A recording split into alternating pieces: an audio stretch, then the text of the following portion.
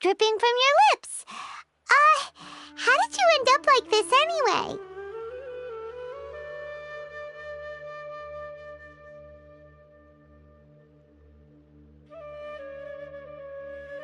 Oh, really? I seem to understand now. All the fruit was likely from my, neighbor.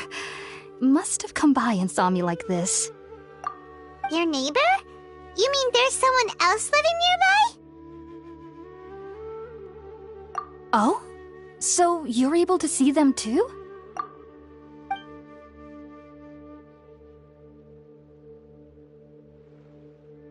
Wait, hold on a second, Traveler. You say that before we arrived, you saw some mysterious creature and suddenly had a strange dream?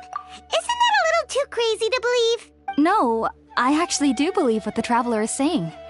I myself had a similar experience once before and ended up scaring my timid little neighbor here. You needn't worry. They mean you no harm. They only dragged you into the dream because they hoped to buy themselves a little time in order to scurry away. So, Hypatia, just what kind of creature is your neighbor exactly? I'm not sure what it's called, to be honest. But I do know that they have some sort of deeper connection with the Archon. I know this because the first time I saw them was also the exact day my consciousness was able to form a connection with Irminsul. Even after I opened my eyes and stopped meditating, my heart was still pounding, and my mind was racing with all the knowledge that I had touched. And at that very moment, I suddenly noticed a small figure at the opening of the cave. In my curiosity, I began to walk over to the creature. They must have already been used to me living in the cave, because they didn't seem to mind me approaching them. They just kept doing whatever they were up to. It wasn't until I crouched down next to them that they suddenly realized that I could see them. Oh, and then? And then I had a dream. By the time I came to, they were nowhere to be seen. I was convinced they'd never show up again. But sure enough, I saw them nearby a few days later.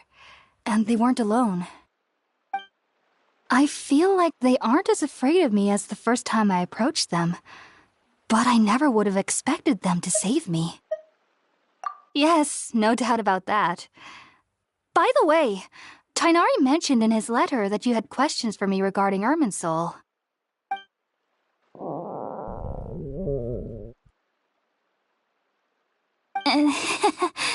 Sorry about that.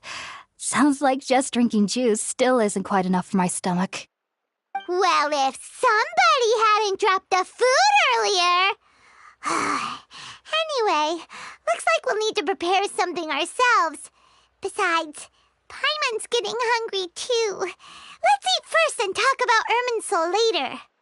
Alright, we're up, Traveler. Today's menu will feature sweet madame and a radish veggie soup. You'll love them, Hypatia. They're our specialties after all. Sounds good. I've never tried any dishes from other nations before. I certainly look forward to it. It's been so long since I've had a decent meal, too. To be honest, the last time had to be when Tighnari came to visit.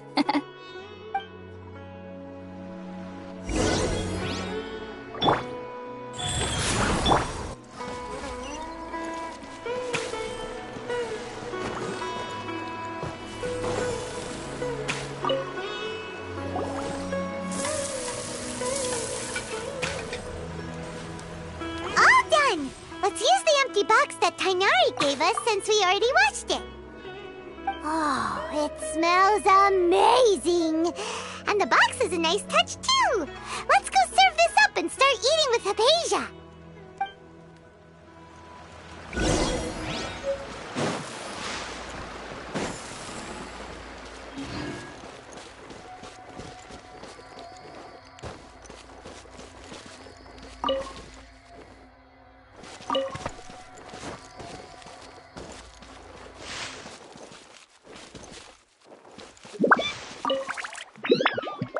Are you already finished cooking? Smells delectable.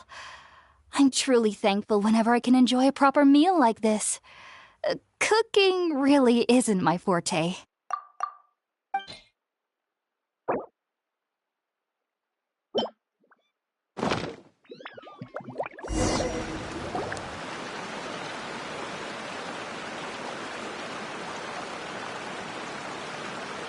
Even though everything you mentioned was in Tainari's letter, it's still hard to believe you were able to connect with Irminsul immediately after smelling Spiritborn Ale for the first time. It took me nearly 3 years before I could do so. And everyone at the Academia even lauded me as a genius. You should know that some researchers spend their entire lives without ever successfully connecting with Irminsul as you have. So why does this incense allow people to connect to Irminsul? The ingredients used to make Spiritborn Ale primarily consist of plants created by Greater Lord Rukkhadevata. These special ingredients are conducive to heightening our senses to the Dendro Archon's power. Since the root of the Dendro Archon's power lies within Irminsul, we can occasionally tap into her powers to peer into the depths of the earth. Naturally, anyone who can establish a connection with Irminsul in their first ever attempt must be a person of great understanding. Makes sense. But Paimon's got a question. Why was she sensitive to the smell of those plants for such a long time? That was primarily due to her body's unique constitution.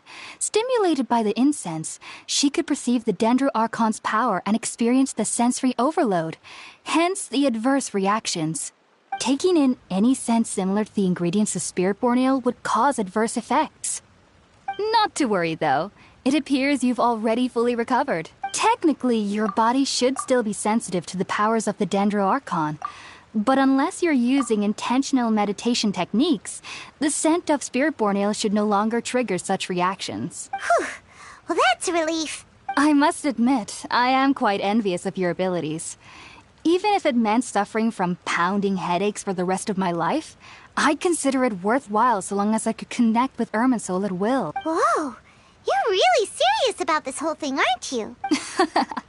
I am a researcher after all.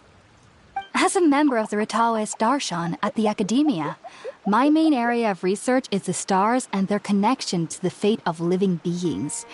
But there is still so much we don't know, especially regarding the mysteries that lie in the starry skies, which is why I must turn to the all-knowing Irminsul for answers. If only my perception wasn't so limited. Unfortunately, I cannot guarantee that my every attempt to attune with Irminsul will be successful, or that doing so will leave my consciousness intact. I am currently in the stage of training known as Satyavada life.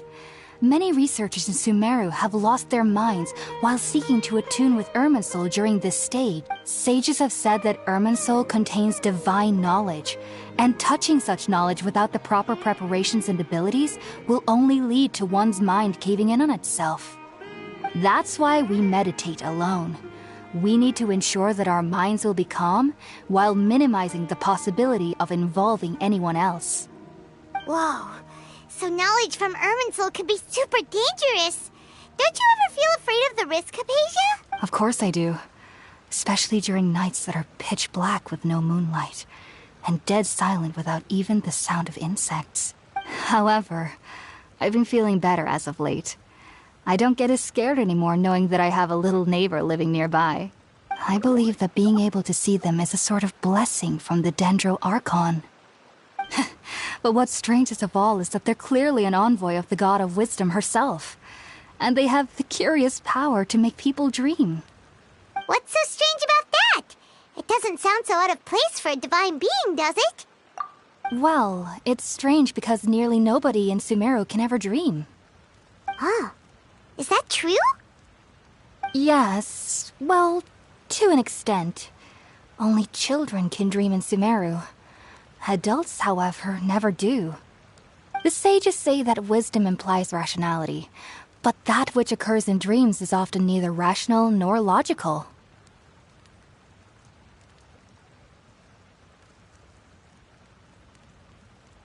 Yes, if one struggles with anxieties, those emotions could influence their dreams. The fact that the people of Sumeru do not have dreams is seen as a blessing by the sages. They believe that Greater Lord Rukkhadevata, the god of wisdom, is keeping us away from the foolish delusions you encounter in your sleep. I was born into a family of scholars in Sumeru City. Ever since I was a child, my parents would always tell me that I'll know I've grown up once I stop dreaming. I studied hard, enrolled as a student in the academia, and went on to become a researcher. Sure enough, I never dreamed again. But then, on the day I scared the little Aranara, I suddenly saw a dream again. It was incredible. Though I don't exactly remember what I saw, I clearly recall the feeling. I suddenly felt like I was a child again. Back then, I was foolish and ignorant as any youth would be, but I was free of fear. Maybe dreaming isn't as bad as we've made it out to be. Just be sure not to speak of this if you travel to Sumeru City. They'll look at you as if you've lost your mind. So, do you have any thoughts about the things she saw when she connected with Irminsul? Sorry. I'm afraid I don't have any answers as of now. All I can say is that what you saw is a memory contained within Irminsul itself. World Forget Me. What could that possibly mean? If only I could ascend past Satyavada life and begin Paripurna life. I might have some more answers for you. If you two are ever in the area again, please be sure to come and see me. There's no need to be thanking me. You two are my saviors. Besides, I'm already looking forward to tasting some more of your cooking.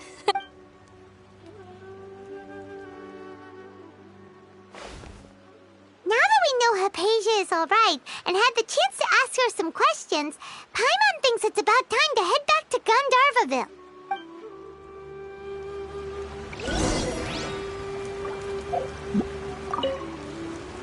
Heading out, I see? If there's anything else you'd ever like to ask about, you know, take care. Do remember to come visit anytime.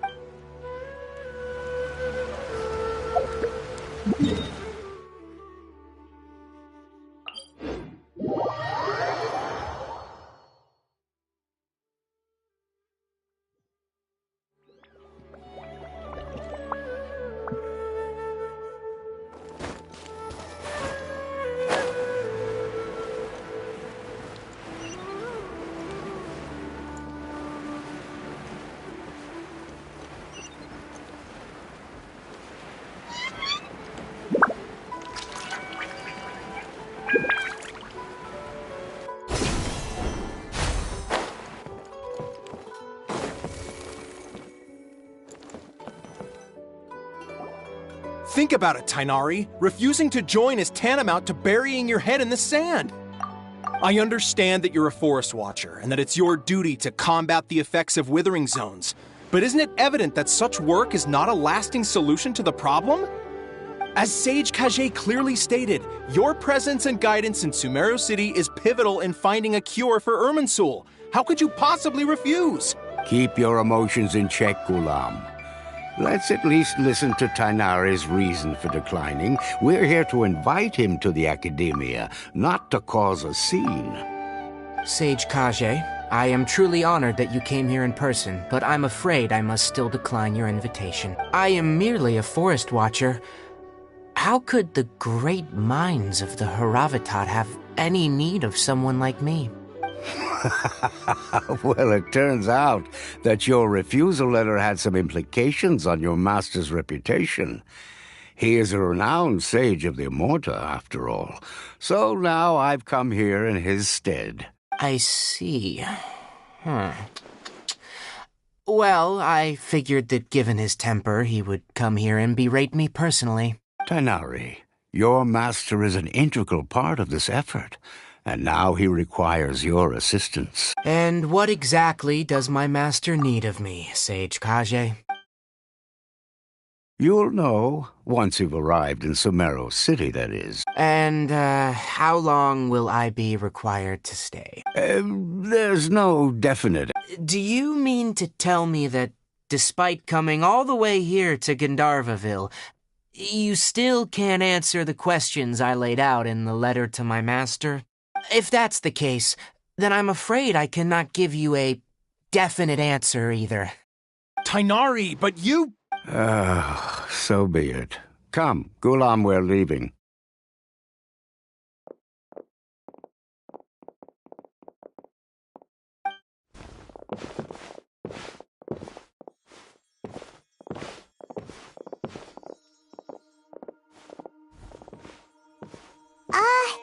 Tainari, what was that all about? It's nothing. Some people from the academia wanted me to go to Sumeru City to assist them with a project, but I had to refuse on account of all my responsibilities here. But all that can wait. How did things go with Hypatia? It was quite the eventful trip, but the main thing is that she's safe and sound. She answered a bunch of questions for us, too. Very good. Now that the Traveler has made a full recovery, there shouldn't be any reason for you to tarry here longer. I assume you will be heading to Sumeru City, correct? That's right! We want to meet Lesser Lord Kusanali and ask her for advice. Do you have any idea on how we can find her? Sorry, I'm afraid I don't have any advice for you there. Well, do you at least know anyone we can try asking in Sumeru City? Let me think. My trips to Sumeru City have been fairly short, and most of my acquaintances are researchers. Oh, how about this? I'll write you a letter of introduction that you can give to a researcher I know. He's from the Amorta Darshan and is adept at gathering information. Asking him might prove worthwhile. Also, when you enter Sumeru City, you'll probably end up receiving something like this item here. I'm not sure if it will ever come in handy for you, but maybe you can give it a try.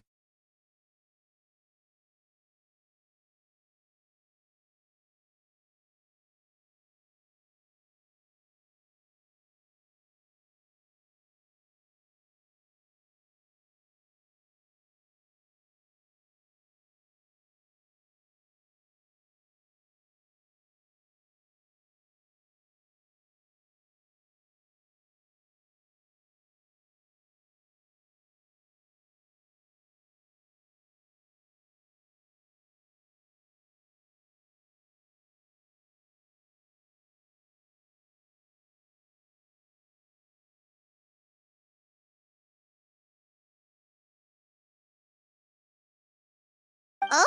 What is it?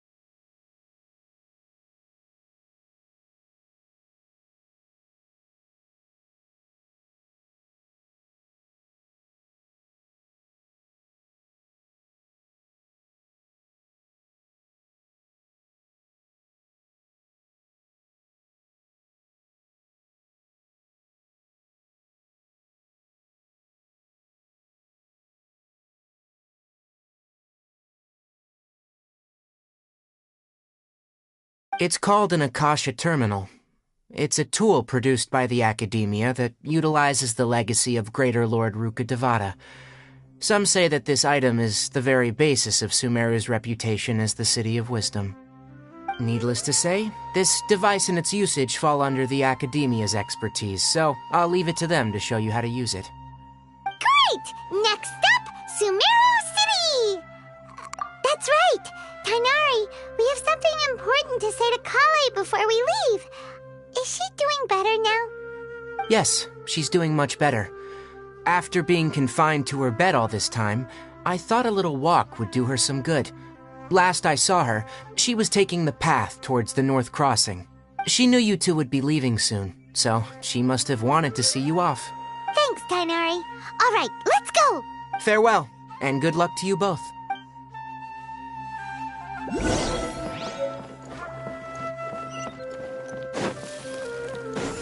Go!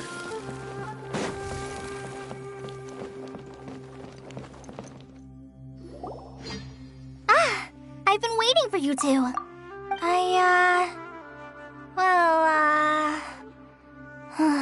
Never mind. I guess I should just wish you two a safe and successful journey. Thanks for waiting here just to see us off, Kale. We're headed to Sumeru City. Don't worry about me. I can take care of myself. My condition won't be getting in the way of my duties. I want to be a forest ranger after all. It's up to me and the others to protect the rainforest here. And, I'm sorry. I should have told you both about my condition when we first met. I just wanted you two to treat me as a normal friend, not some girl that needs your sympathy. But I guess now I understand that the most important thing is for friends to be genuine with one another. There's no need to apologize, Kale. We should be thanking you for trusting us enough to be your friends and sharing your past with us.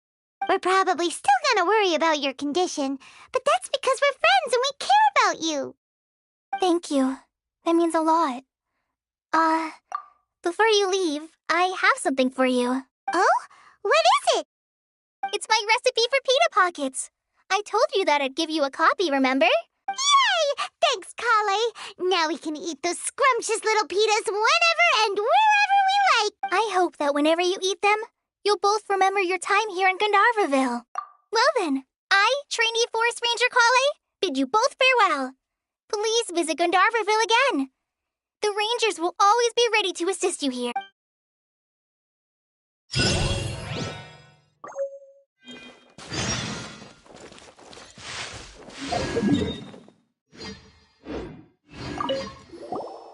I hope you have a safe trip to Sumeru City and get to meet the Dendro Archon there. I'm much better now. I'll be back on patrol again starting tomorrow. Even though I'm not quite ready to help Master clear the Withering Zones yet, there are still plenty of other tasks for me to handle. Oh, and Traveler, if you ever see Amber again during your travels, please don't mention my illness to her, okay? Amber knows about my case of Elazar and what's happened in my past, but I haven't told her about my condition getting worse. I guess I just don't want her to worry about me. If the need arises, I'll tell her about it myself. All right, we understand, Kale. I hope you have a safe trip to Sumeru City and get to meet the Dendro Archon. Kinda hard to believe that Master Tainari can cook, isn't it? His culinary techniques are very polished, but his taste is a little, unusual. It's not really his fault, though. He just has a sensitive tongue and nose, so he prefers much lighter flavors. The last time I went a little too heavy on the spices for my pita pockets, Master started having a sneezing fit. Of course, I never heard the end of it after that. I hope you have a safe trip to Sumeru City and get to meet the Dendro Archon. See you later! Be sure to come back often. Even though Master didn't admit it, I'm sure he wants to see you again.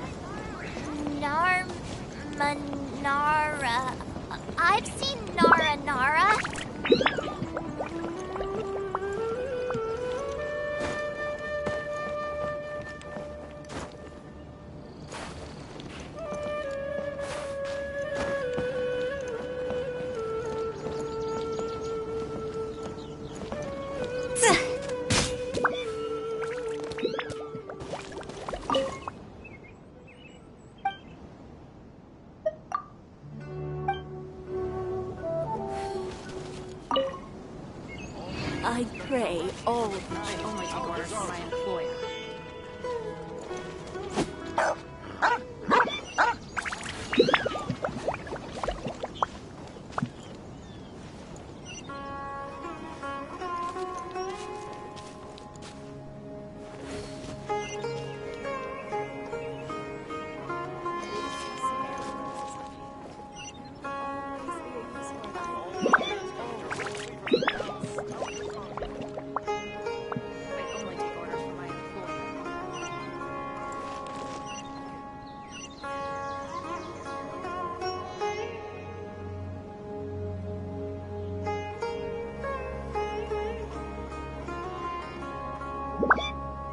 One client, 2 clients, 3 clients.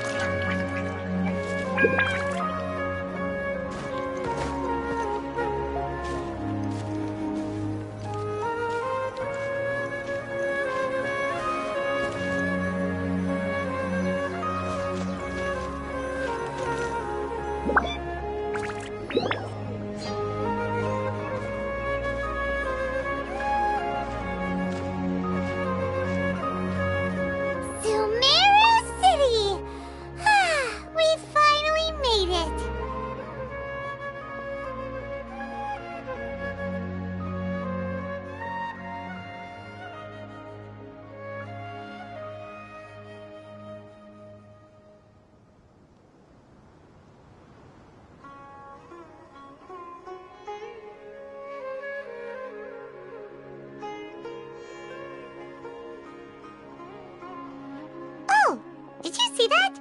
When those people entered the city, some... One moment, please, you two. It appears this is your first time visiting Sumeru City. Oh, yeah, that's right.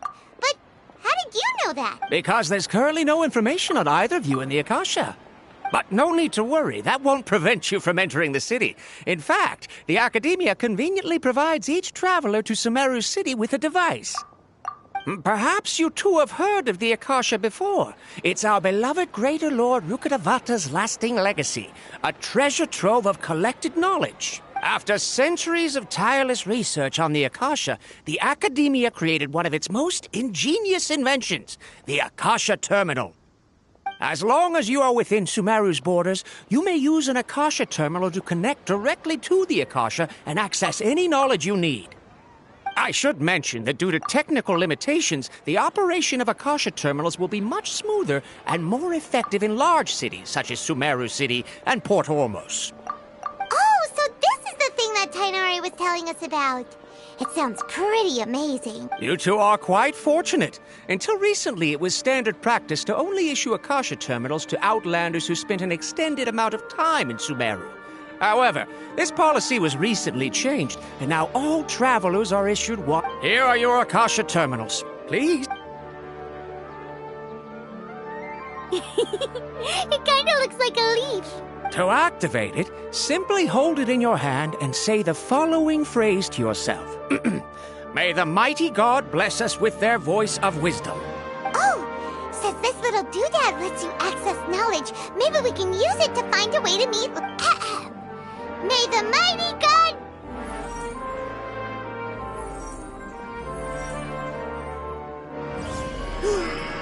Whoa! Just now, something clicked, and Paimon suddenly knew how to use this thing! It seems all we need to do is concentrate on what we want to know. Exactly. That is the power of the Akasha. And with that, let me officially welcome you both to Sumeru City. May the wisdom of the Dendro Archon always be your guide.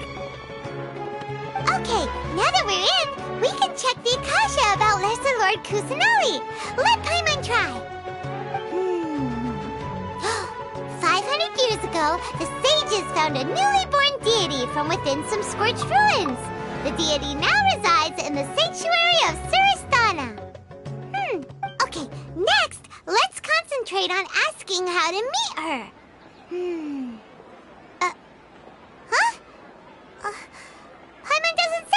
anything. The Akasha didn't respond to Paimon's question.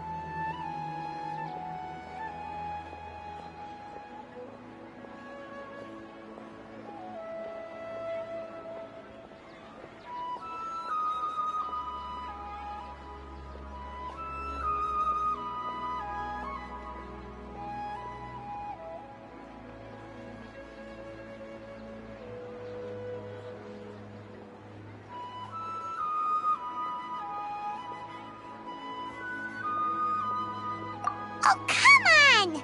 Ugh. Focusing on this question feels like when you have something you're trying to remember and it's on the tip of your tongue, but you just can't think of it. Ugh. Paimon's brain is exhausted. Oh, smart idea. But what are you going to ask it?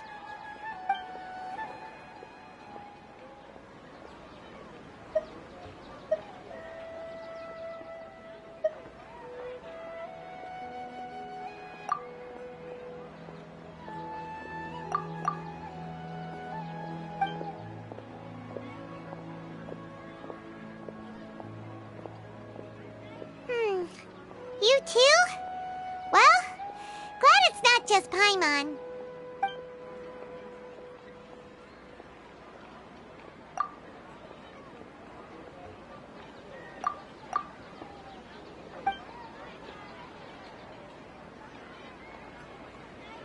Huh. Could it be because we're Outlanders and we've only just arrived in Sumeru? You know, maybe we're not qualified to receive an answer to this sort of question.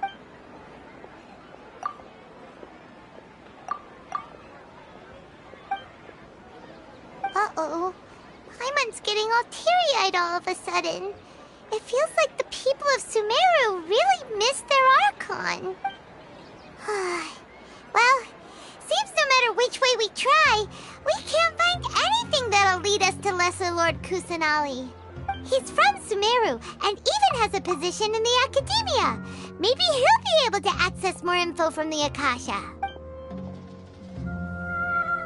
Let's see. Tainari wrote an address on the letter's envelope. Oh, it's not far. Hello, are you Rohawi? Yes, that's me. Can I help you? Great! You see, Tainari sent us here and... What? Tainari? Please, there's no need to say anything, really. Sure, I admit that the article I published last month wasn't my best work, and maybe the data didn't produce the most convincing results, but... Here! This is a letter from Tainari! Oh, let me see... Oh! Ooh, what a relief. You two nearly scared the life out of me. So, you two just have some questions for me? Seems even Tainari acknowledges my innate ability for procuring information.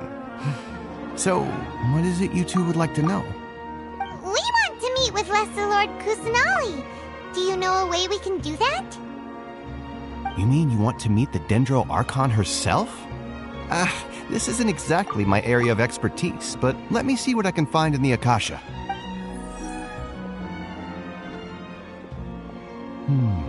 Sorry, the Akasha didn't respond to my query. What? You too? But what about your abilities for getting information and all that? Paimon was sure you'd be able to access more info than we did. Well, as I said, this isn't my area of expertise. I am but a lowly researcher, so the Akasha doesn't see a need for me to know more about the Dendro Archon. All I know is that ever since Lesser Lord Kusanali returned to Sumeru, she's never left the Sanctuary of Sorasthana or made a public appearance. Huh. Didn't expect her to be such a mysterious figure. The Dendro Archon is somewhat of a recluse. Perhaps she just doesn't want to entertain visitors, which would explain the lack of information in the Akasha. Aw, but then what can we do? No need to worry just yet. I'm only hypothesizing here. You could certainly try asking around and see if anyone else has ideas. And besides, you two should consider the bright side of things. Not being able to see Lesser Lord Kusanali may not be a bad... In this world, there will always be information you cannot obtain from the Akasha and things you can never accomplish. Knowing when to yield is a form of wisdom. Take me, for example. It's a miracle if my brain cells can spit out one paper every 3 years. But Tainari? That guy can publish 3 papers in just a single year. Okay. Thanks for your advice. Don't mention it.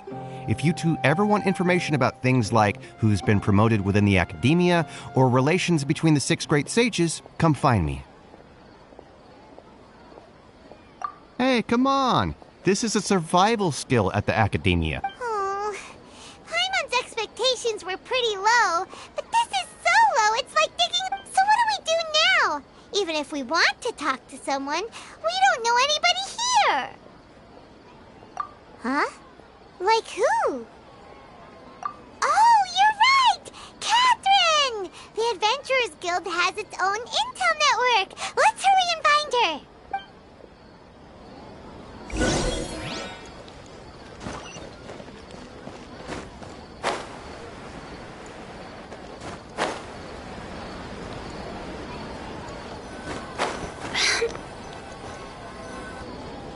Ad Astra Abyssosk. Hello, Traveler and Paimon. Catherine, we need your help with something. Understood. The Adventurers Guild is always ready to serve you. With what do you require assistance? We want to meet with Lesser Lord Kusanali. Do you know a way we can do that? You two wish to meet with Sumeru's Archon. Understood. Please wait.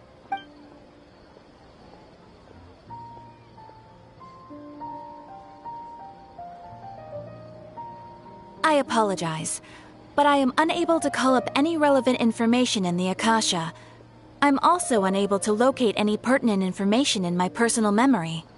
Aww, another dead end. Well, if Catherine can't help us, then we really don't know anyone else to ask now. Please do not worry. I may know of someone who can help you two. In Sumeru, the Adventurers Guild does not serve as the vanguard of information. Rather, there are numerous active mercenary groups collectively known as the Eremites. They take on various contracts. An Eremite brigade called the Corps of 30 is in charge of Sumeru City's defenses.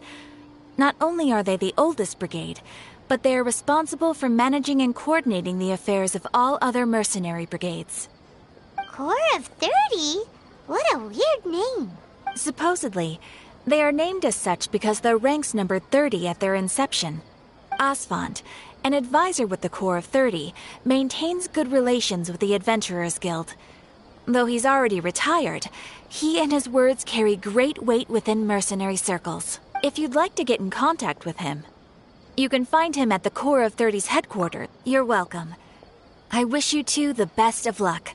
We look forward to your exploits in Sumeru. All right, off to the Citadel of Razor we go!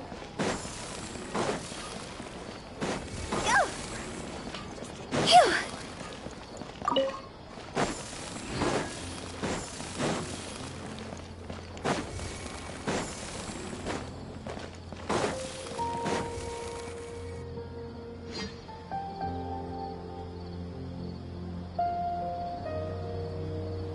Welcome. The Adventurers Guild told me to expect you two. It's nice to meet you, Asfand. We'd like to ask you about something.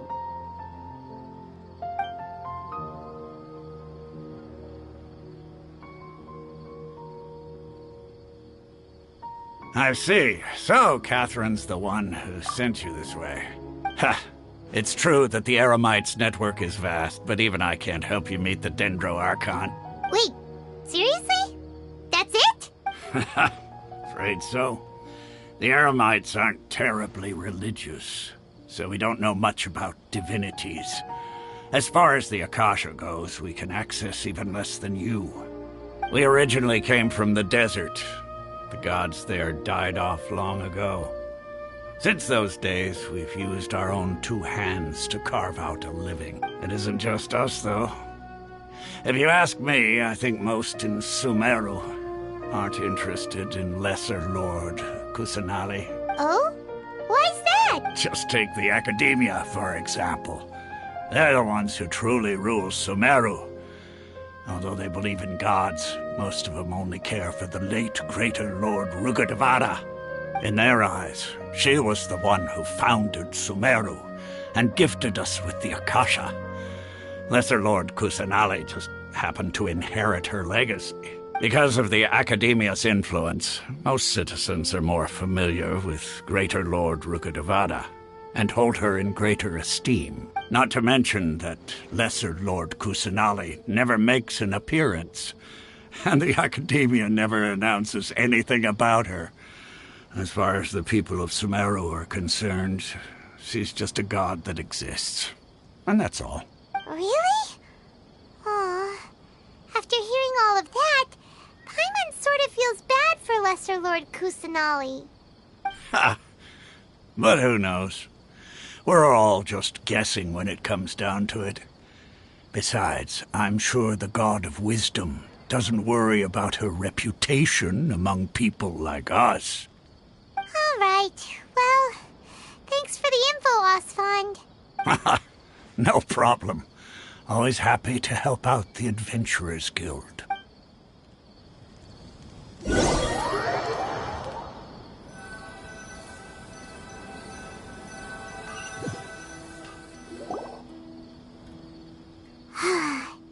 Seems Osfond was right about most people's attitudes here.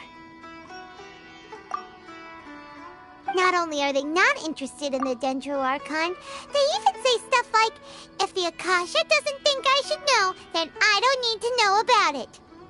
We've been asking for information non-stop ever since we got to Sumeru, but the harder we try, the more helpless everything seems.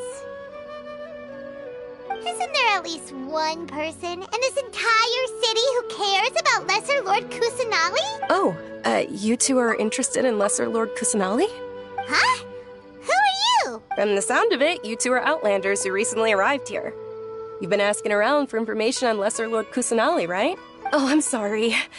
I forgot to introduce myself. I'm Dunyarzad, one of Lesser Lord Kusanali's faithful followers. Whoa, really? Then do you know how we can meet with her? I'm afraid I can't help you with that. But your conversation earlier did happen to remind me of a legend about the Dendro Archon. Sure. It goes like this. Long, long ago, there was a man who heard a prophecy. Panicked by what he heard, the man sought out the Dendro Archon in hopes that she would bless him with the wisdom to help him escape his predicament. The man journeyed across deserts and through rainforests and experienced tribulations of every kind. However, he still couldn't find any trace of the Dendro Archon. In despair, he thought, alas, the Archon has abandoned me. He then had no choice but to sorrowfully resign to his fate. Okay, and then what happened? And then, the calamity came. But to his own surprise, the man felt somehow emboldened by the trials of his journey. By relying on his own strength, he managed to overcome the adversity. At that moment, a bird perched upon his shoulder. This bird was, in fact, an avatar of the Dendro Archon. She said, "O Archon Seeker, do you now understand? She and her wisdom have long been found by you. Along your journey, we were in every flower and blade of grass, every ray of sparkling sun, and every breath of dancing wind. So long as you continue to think and ponder, we'll be wherever you go." Yeah, thanks for the story! Paimon feels all In a way. It seems like this story is also one of the Dendro Archon's avatars. Dunyarzad, since you worship Lesser Lord Kusanali... Of course. So did you two know that, I'm terribly sorry, but it seems something's come up now. Let's chat another day.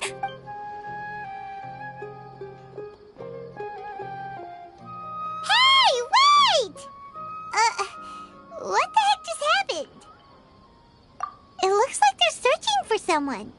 Dunyarzad was acting super nervous just now. You think they're looking for her? Ugh, this stinks! We finally managed to find a lead about Lesser Lord Kusanali! We can't let them get in the way now. Let's see if we can get rid of them. Then we can catch up with Dunyarzad. Hey, have you two seen a brown-haired girl wearing a purple top and a long blue dress? Did she have bandages wrapped around her wrists? Yes, that's her. Did you see which direction she went? Yeah, she went that way. Quick, after her!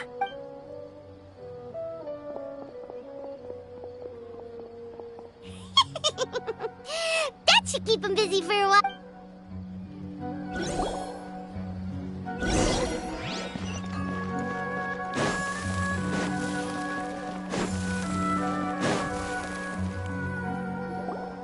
There you are, Dunyarzad. We thought you might have been long gone by now. Oh, it's you two. Oh, you startled me there. You can relax now. We threw those people looking for you off the trail. Really? Thank you so much. Unfortunately, I believe there's still more of them out there looking for me. Uh-oh, looks like there are some coming this way. Huh? More of them? Then what are we standing here for? Run! No, wait, my body isn't in the best shape. It's difficult for me to run. Okay, sounds good. There's a tavern on the other side of the port we can go to. They probably wouldn't expect me to hide in a place like that. All right, let's move out. Stay behind us. We'll keep an eye out for any...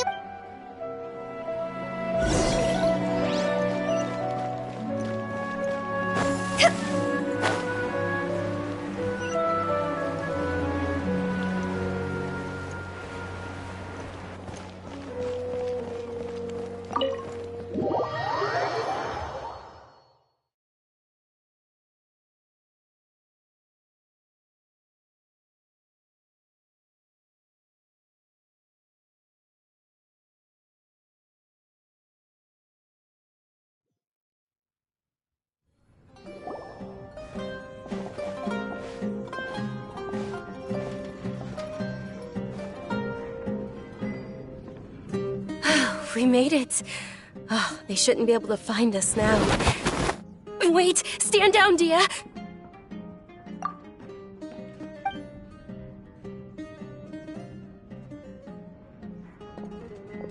My lady, who are these two? They're travelers that I met on the street just a moment ago. They happened to notice that you were all searching for me, so they helped me hide. I see. In that case, you two should scram. There's nothing here for you. Wait a sec! Who the heck are you? And why are you shooing us away? I'm Miss Dunyarzad's bodyguard, here to see that she returns home safe and sound. My lady, let's get going. You've been gone for so long that your parents are worrying themselves. And if I refuse to go with... It'd be easier for the both of us if you cooperated. But if you insist on not going, then I'll have to carry you like a sack of potatoes. Hey! Dunyarzad already said she doesn't want to go back. Why are you still pushing her? Stay out of this. You don't understand the situation. Sorry, my lady. Even though I'm your bodyguard, your parents are my employers. I have to answer to them. How much? Wait, what? How much more do I have to pay you to become your employer? So you never listen to my parents ever again. Double? A triple? Give me some time and I'll get that much. My lady, this isn't about Mora. I don't know what you think of us Eremites, but let me say this. I like Mora, but I'll never go against my principles. That's why I'm here looking for you. Sure, it's an order from my employer, but my conscience was also telling me it's the right thing to do. And knowing your health, carelessly running around like this is gonna hurt ya. For the sake of those who love you, don't be stubborn. No, you're wrong. I'm aware of my limits, and I know what I'm doing. Honestly, the only people being stubborn right now are my parents. And they know perfectly well that it makes no difference if I'm at home or not. They still won't accept reality. And every time I bring this up, they just change the subject. Dia, you've been living with us a long time already. This should be old news to you. Dia, I know it hasn't been easy for Mother and Father, and I'm grateful for everything they've done for me.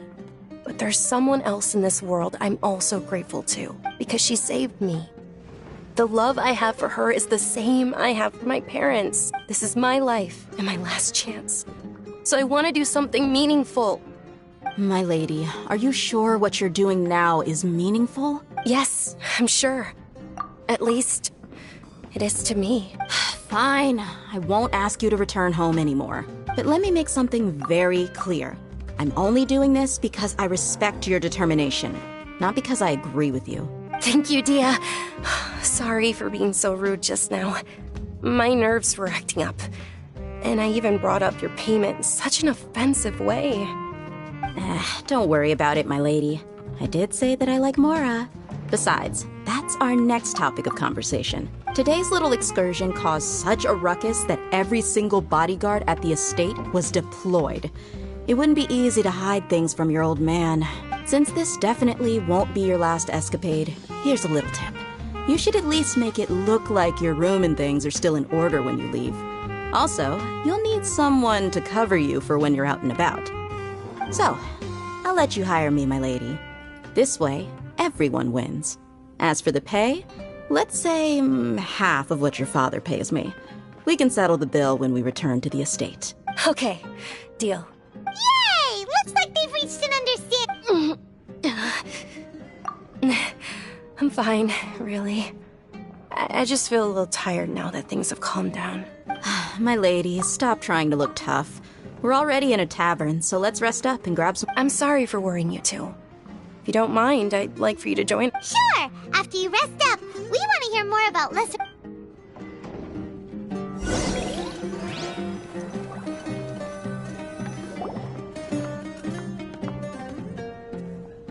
Ha! Well, if it isn't Dia. Haven't seen you in nearly half a year. Word on the street is that you're a bodyguard for the Homayani family now. Ha! Don't you find that kind... Nah, you get used to it. How about a menu over here? You got it. Huh? Isn't this little Miss Homayani herself? We don't get to serve personages like you very often. We'll be sure to prepare our very best. Thank you, sir, but there's no need. I don't have a lot of Mora on me, and I really ought to save as much as I can. But please bring these two the best food you have. They're my new friends, so I want to be a good host for them.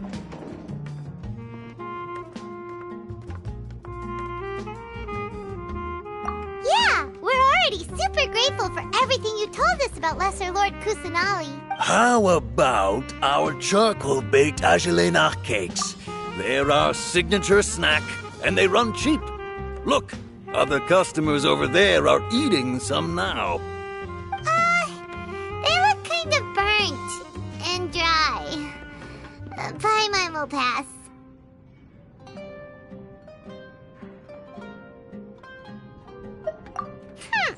What do you have against my slime dishes? Dunyarzad, we asked a lot of people when we first arrived, and almost nobody was interested in Lesser Lord Kusanali. So, what made you want to follow her? Well, remember when you asked me if I knew how to meet the Dendro Archon?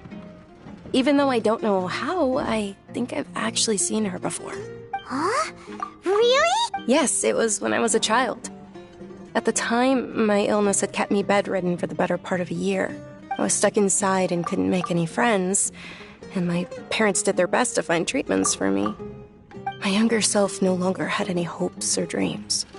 One flare-up was so bad that I was in a semi-conscious state for several days. Then one night, I woke up alone in my room. I was terrified. My body was paralyzed. Even if I cried, there was no sound. At that moment, an ethereal voice spoke in my mind. Dunyarzad, don't be scared. You don't have to cry. Dunyarzad, don't be scared. You don't have to cry. Who are you? How do you know my name?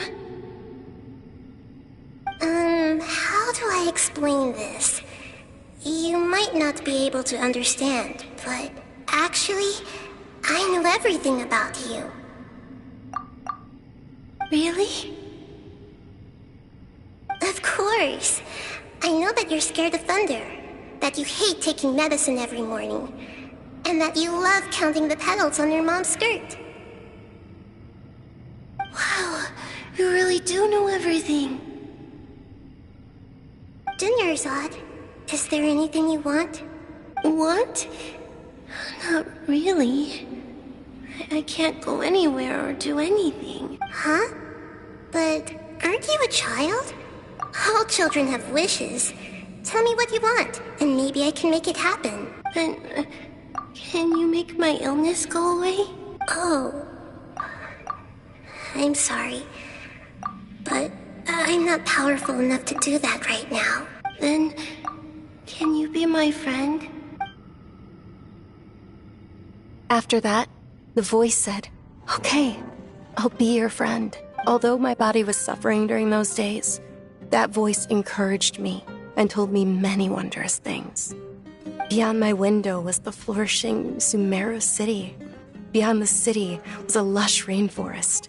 And beyond that was the wall of Samiel. Once I finally made it through that bout of illness, I couldn't hear that voice anymore. I told my mother about it, but she said that I must have been dreaming. But I know that that voice wasn't a figment of my imagination. Before that, I had never heard of Teyvat. Yes, for sure. If it weren't for that voice, I would have never grown curious about the outside world, nor would I have learned how to read and enjoy so many books. That voice sparked a desire for wisdom. It had to have been the Dendro Archon. I've been hoping for a chance to repay her kindness. In fact, I was running around today to help prepare the Sub-Zerus festival for her. What's the Sub-Zerus festival? It's Lesser Lord Kusanali's birthday, which was the day that she was found by the sages. It's actually an old holiday that originally celebrated Greater Lord Rukkhadevata's birthday. When she passed away, the holiday eventually became a celebration of the Lesser Lord's birthday. I heard everyone was overjoyed when they welcomed her back to Sumeru. In those days, the festival was a huge deal, but because of the Academia's influence, people have gradually lost interest in the festival. The Academia actively participates in Sumeru's many holidays dedicated to Greater Lord Rukkhadevata. But when it comes to the Sub-Zerus festival, forget any funding. They practically act like it doesn't exist. Maybe they see Lesser Lord Kusanali's birth as confirmation of Greater Lord Rukkhadevata's death, so they're reluctant to celebrate it. Aw, but that's awful. It is. It's absolutely terrible. Sure, the Greater Lord founded Sumeru, but hasn't Lesser Lord Kusanali been the one quietly protecting us for the past few hundred years? Just remember that we're still out in public. Don't get too carried away now. I know that people over by the Grand Bazaar still hold the Sub-Zerus festival to this day, but I hadn't met any of them before, so I was never able to contribute. But recently, I made a friend there who also follows Lesser Lord Kusanali. I gave her my savings because I want her to throw a wonderful festival this year. That's the least I could do for Lesser Lord Kusanali. Hold on, my lady. Does this friend happen to be Nilu, the one who sends flowers to the estate? Yes, that's her. I saw her leaving the other day with a nervous look on her face. It seemed like she was hiding something in her arms. Did you give her something? Yes. Initially, I didn't have much Mora prepared, so I had Nilu sell one of my skirts. I've agreed with Nilu to meet up at the Grand Bazaar today and see how things are coming along. Sure. That's quite the trip, though. I'll carry you. No, that would be too much, even for you. You might as well just accept the lift. If I let you walk, who knows how long it'll take us. And if anything happens... But of course. Nilu will be thrilled to hear there are more people interested in Lesser Lord Kusanali. Huh?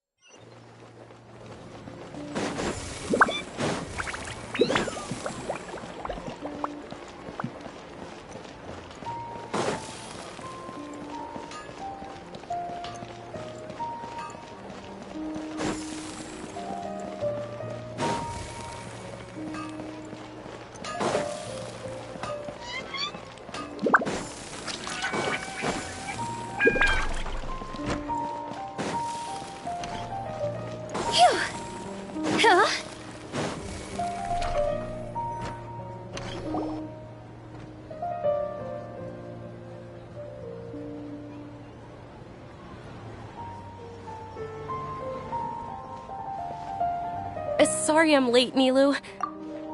Oh, Dunyarzad. It was taking you so long that I assumed you got trapped at home, but you made it in the end. Uh-oh. But if Dia's here, that means you got caught, right? You could say that, but everything worked out. She's on our side now. Not completely. Oh, and who are these two? Oh, meet the Traveler and Paimon, my two newest friends.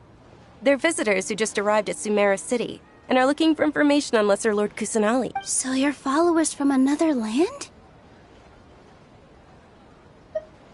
Oh, really? Well, that's okay. You're still invited to the Sabzeruz Festival. By the way, Dunyarzad, we've already started decorating the Grand Bazaar. It looks spectacular, thanks to your generous contribution. You're very welcome. It's the only thing I could do. Do you still have enough Mora? Probably? But don't sweat it. We've already finished renovating the stage. Come on.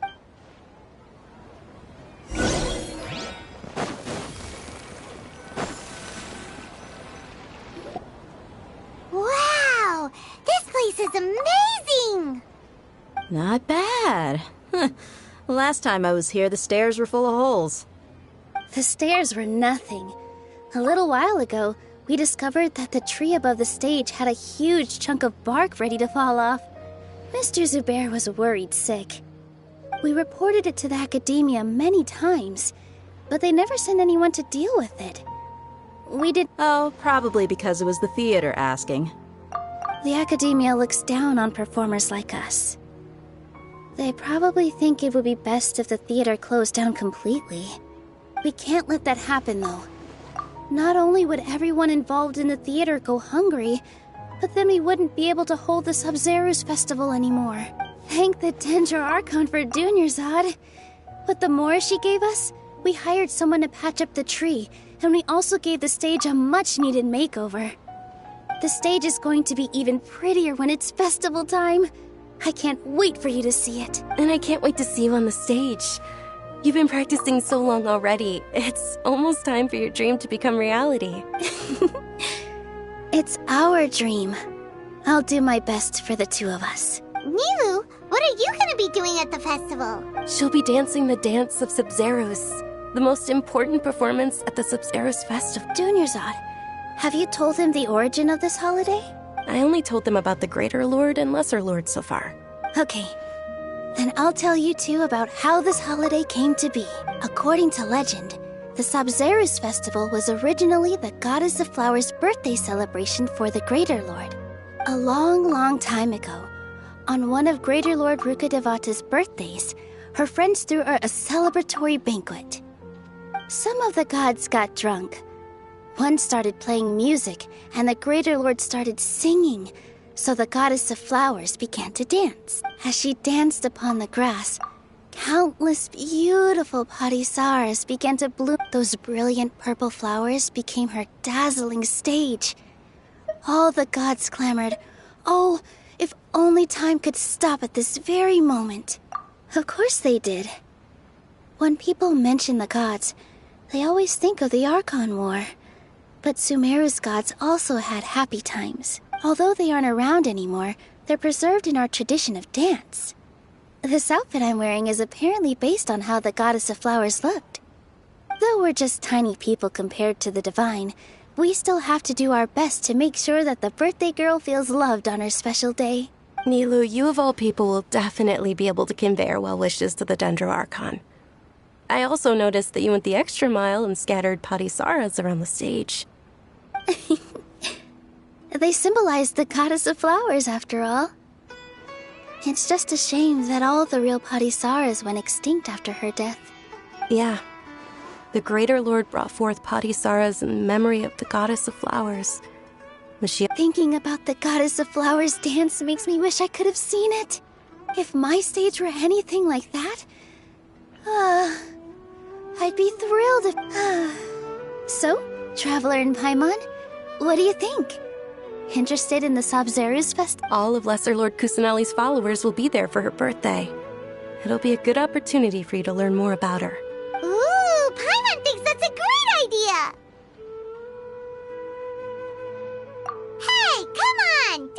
wrong with enjoying a festival. Besides, it's Lesser Lord Kusanagi. So how about we all attend the Sub-Zerus festival together? Junior Zod, let me show you which stage decorations we've picked out so far. Traveler and Paimon, if that doesn't sound interesting to you, then feel free to explore the area. Everyone at the Grand Bazaar loves Lesser Lord Kusanagi, and we're all looking forward to the Sub-Zerus festival. In that case, we'll take a look around.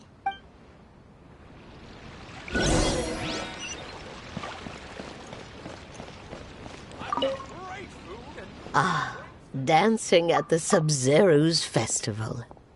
You know, I also danced when I was younger. As a child, I even asked my grandmother why we performed the dance for the Lesser Lord when it was originally done to honor the Greater Lord. My grandmother said that Greater Lord Rukkhadevata is a beloved deity and honored by all. And Lesser Lord Kusanagi is too. If the goddess of flowers ever knew Lesser Lord Kusanagi, then she would certainly have wished to be her friend and hold celebrations for her, too. The Sub-Zerus festival has been losing its appeal over the years. That is, until a wealthy benefactor stepped in this year and brought the festival back to life. I heard she forked out a lot of mora to make it all happen.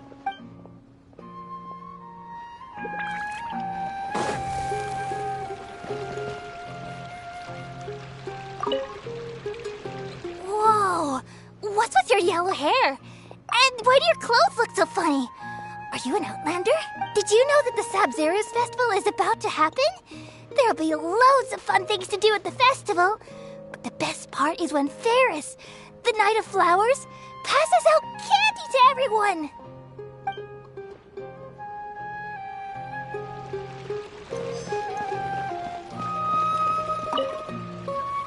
Huh. Revamping the stage for the festival couldn't have been easy, that's for sure. I bet this year's festival will be one to remember. I don't know much about the Grand Bazaar, but I do know that the residents here have a penchant for song and dance. Two things that the Academia doesn't particularly approve of. Oh, and the perfume sold around here is a lot better than what you'll find elsewhere. The fragrances are longer lasting and they're gentler on your skin and... I mean, that's what I've heard at least. Things are really shaping up, and there's a buzz around the festival this year. We're expecting people from all over to come by this year and buy things during the festivities. Don't be fooled into thinking that Sumeru City has the best of everything. Some festival snacks are only offered here in the Grand Bazaar. And when it comes to musicians, dancers, not like it, but what's a festival without song and dance?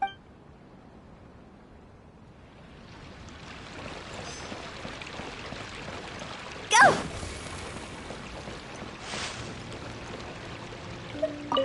Milu, your outfit looks amazing. There's also something different about you from when we first met up. I thought I'd add a little extra pizzazz to my dress for the festival. See?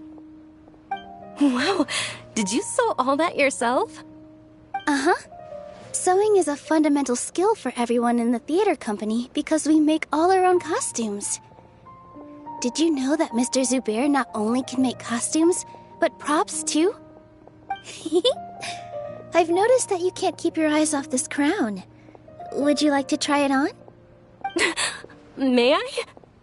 Of course. The legends say that the goddess of flowers had beautiful horns on her head, so this crown was made to reflect that. Junior Zod, you look absolutely stunning with it on. It's like I'm looking at the goddess of flowers herself.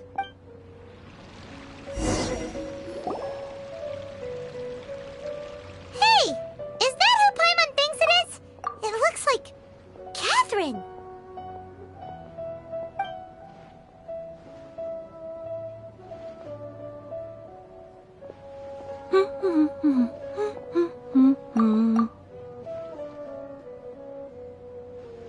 Huh. Come to think of it, Paimon's only ever seen her behind the counter at the Adventurers Guild. This is the first time we've ever seen her taking a break. Hey, Catherine! Oh, hey! It's the Traveler and Paimon! What's shaken? Whoa. Break time Catherine sure sounds a lot less formal than usual. Paimon was still waiting for her to say Ad Ast. Sure. Standing behind the counter at the Adventurers Guild doesn't require any complicated functions. But saying and doing the same old things over and over again can get pretty monotonous. Like watching the same Fontaine movie day after day. But take you two, for example. You travel across Tevat to enrich your lives and gain... Well, we enjoy traveling across Tevat and all that, but we're mainly looking for clues about her brother. Yes, you should keep searching. Sometimes the answers we're looking for aren't necessarily at our intended destination. Instead, they're found along the way. Huh. Haven't we heard someone say something pretty similar recently? Anyway... No, not particularly. I guess you could say that I'm loving the recent atmosphere here. If festivals bring happiness to everyone, then that's where their true value lies. Oh, it looks like it's about time for me to be heading back now. Alright, we'll see you next time at the Adventurers Guild. Oh, by the way, thanks for connecting us with the Eremites. We've already made some great friends in Sumeru City. I'm sure you two will get along well with the people here. You've already been blessed by the element of Dendro after all. See you around.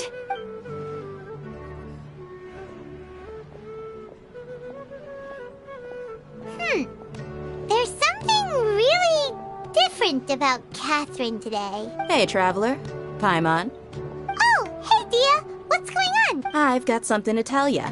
My lady knows you're looking for ways to meet Lesser Lord Kusanali, and she's been trying to come up with a way to help you. Are you serious? We'd love that! It might not necessarily pan out, so don't get your hopes up too much. I'll need to take you two somewhere and ask someone some questions. My lady is feeling a little worn out at the moment. Nilu's found a place for her to rest. After I take my lady home, let's meet in front of the Citadel of Regzar. Sounds like a plan! Let's head over to the Citadel of Regzar and wait for Dia!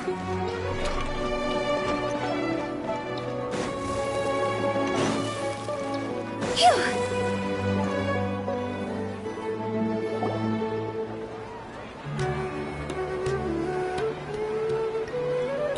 Sorry, I'm late. It took some convincing for the master and mistress to believe that Miss Dunyarzad was only sitting in the port for a while because she was in a bad mood. Anyway, I guess I should be thanking you. I haven't seen Miss Dunyarzad that happy in a long time. If it wasn't for you two, she probably would have been caught and dragged back much earlier. You sure sound a whole lot nicer than when we first met, Dia. Who would have thought you had such a soft spot for Dunyarzad? It's called being a professional. I'm a bodyguard, and I work for whoever's paying. Look, Dia's blushing. Listen, you two. I don't expect to be working for Miss Dunyarzad very long, but I hope to finish things on a positive note if possible. Let's cut the chit-chat and head into the Citadel. We'll see if the person I know has a way for you two to meet with the Lesser Lord.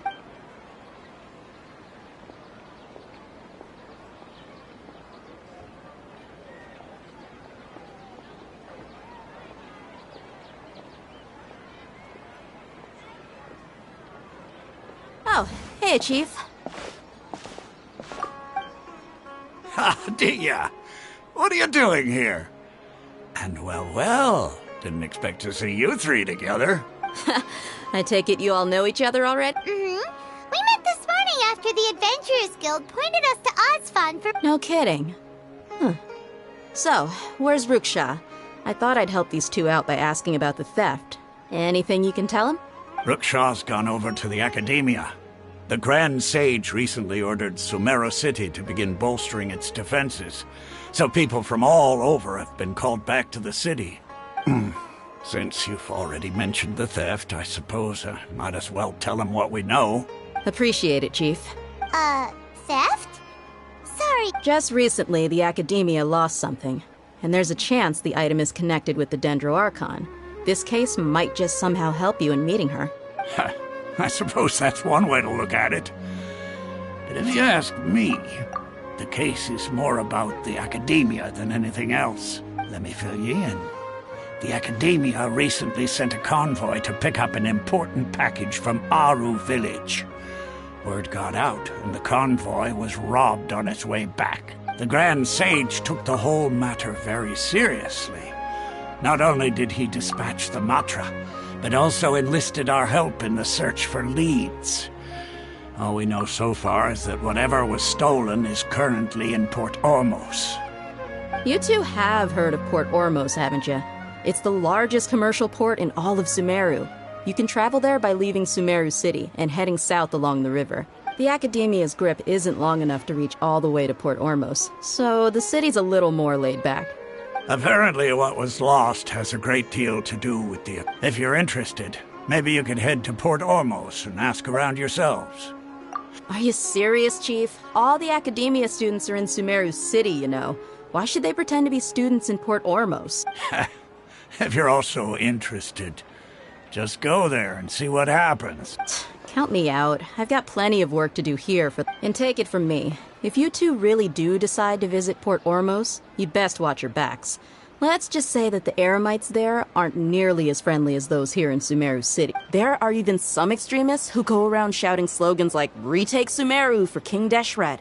Word is that more and more are joining their movement. They're becoming a real headache for Chief and the others. You bet they are.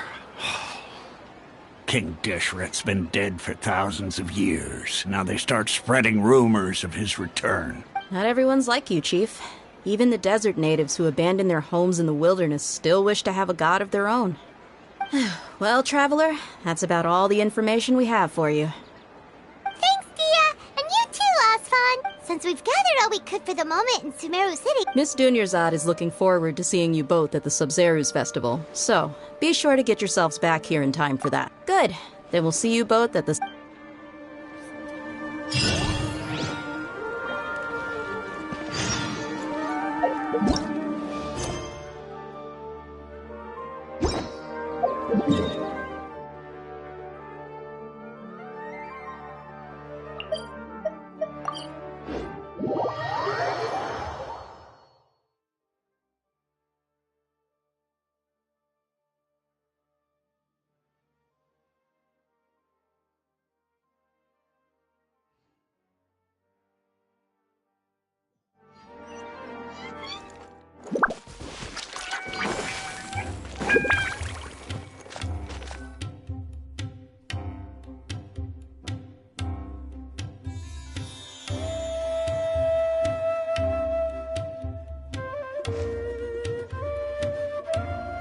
Come and have a good look yourself.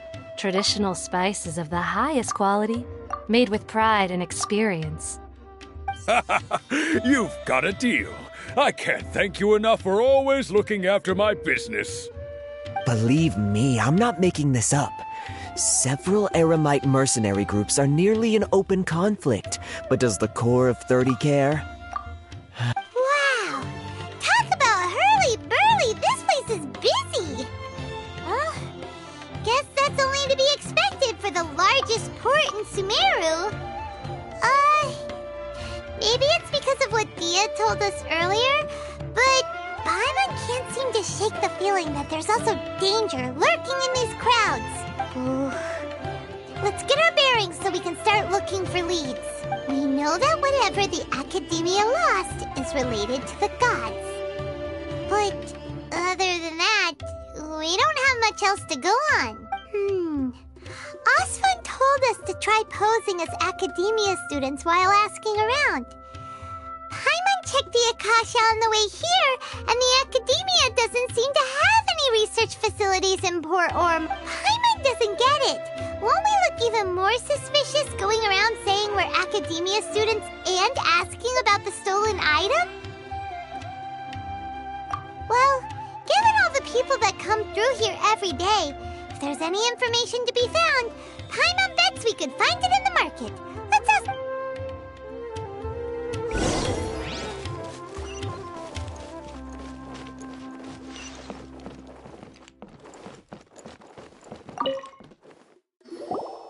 Welcome. Welcome. How can I help you two? Hi there. We would like to ask you a question. Do students from the academia ever come to Port Ormos? Of course. Especially around this time of year. Students from Sumeru City that are about to graduate often come to Port Ormos to cut loose a little. Many people often talk about how hard it is to get accepted into the academia, let alone graduate. But those who finish their studies and go on to become full-time researchers at the academia have it even harder. Sure, we may not be Sumeru City, but Port Ormos offers beautiful scenery and a stress-free environment. Some even say it's good luck to come to Port Ormos, so students and researchers come flocking here when things get to be too much. You see over there? Those are students from the academia. They've been looking worried and miserable ever since they got here a few days ago. If you ask me, the life of a merchant is better. So long as the Akasha teaches us what we need, then life is good. Those students seem to be discussing something. Let's see if we can listen in.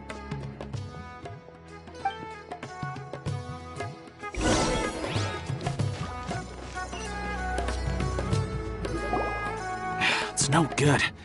I've tried asking around, but I haven't been able to learn anything useful. Not to mention that a bunch of scary-looking Eremite mercenaries have been posted along the streets now. There's been a lot of fighting between the different Eremite factions in Port Ormos. If we choose to move on our own, then it would be wise to steer clear of them. Especially the group that's constantly shouting some stuff about King Deshret and some resurrection. I've even heard that the Citadel of Regzar is starting to get fed up with them. What was that group called again? Ein something or other? They're called Ein El Akhmar. Today, I heard that the thing we're after might be in their possession at the moment. Wait, come again? Don't you see?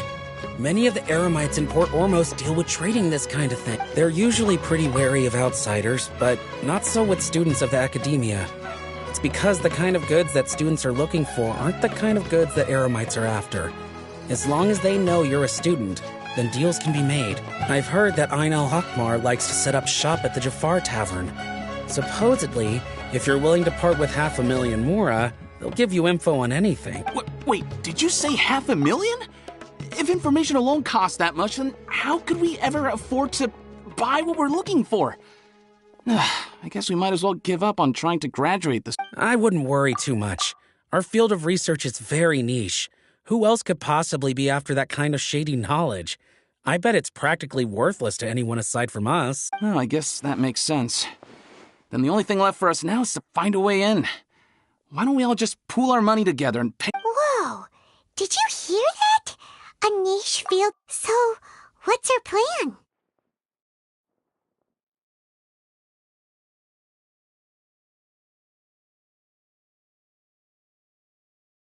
Wait!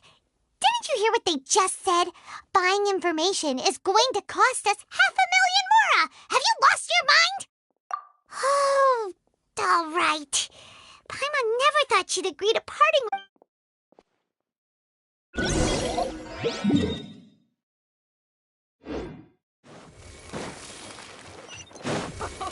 People pay the price one day.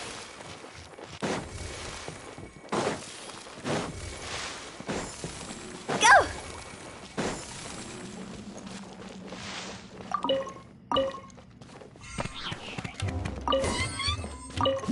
Go!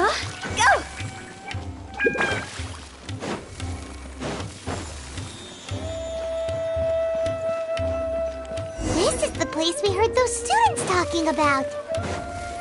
Let's find a seat somewhere and see if we can spot the group they mentioned.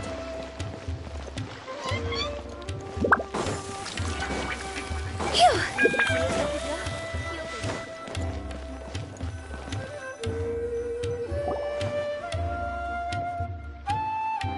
Oh, you've arrived.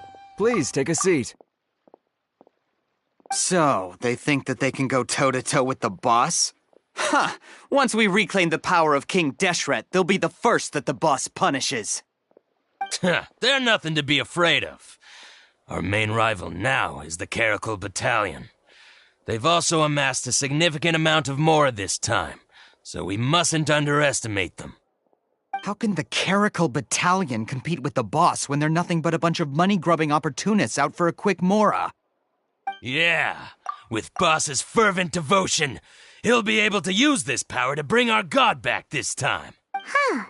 All these guys talk about is King Deshret, so they're probably the ones we're looking for. Greater Lord Ruka Devata. That traitor and her followers must not be spared. The day will come when King Deshret exacts vengeance on Sumeru, and all of them shall be punished. Yeah, Paimon was wondering what they meant too. We should ask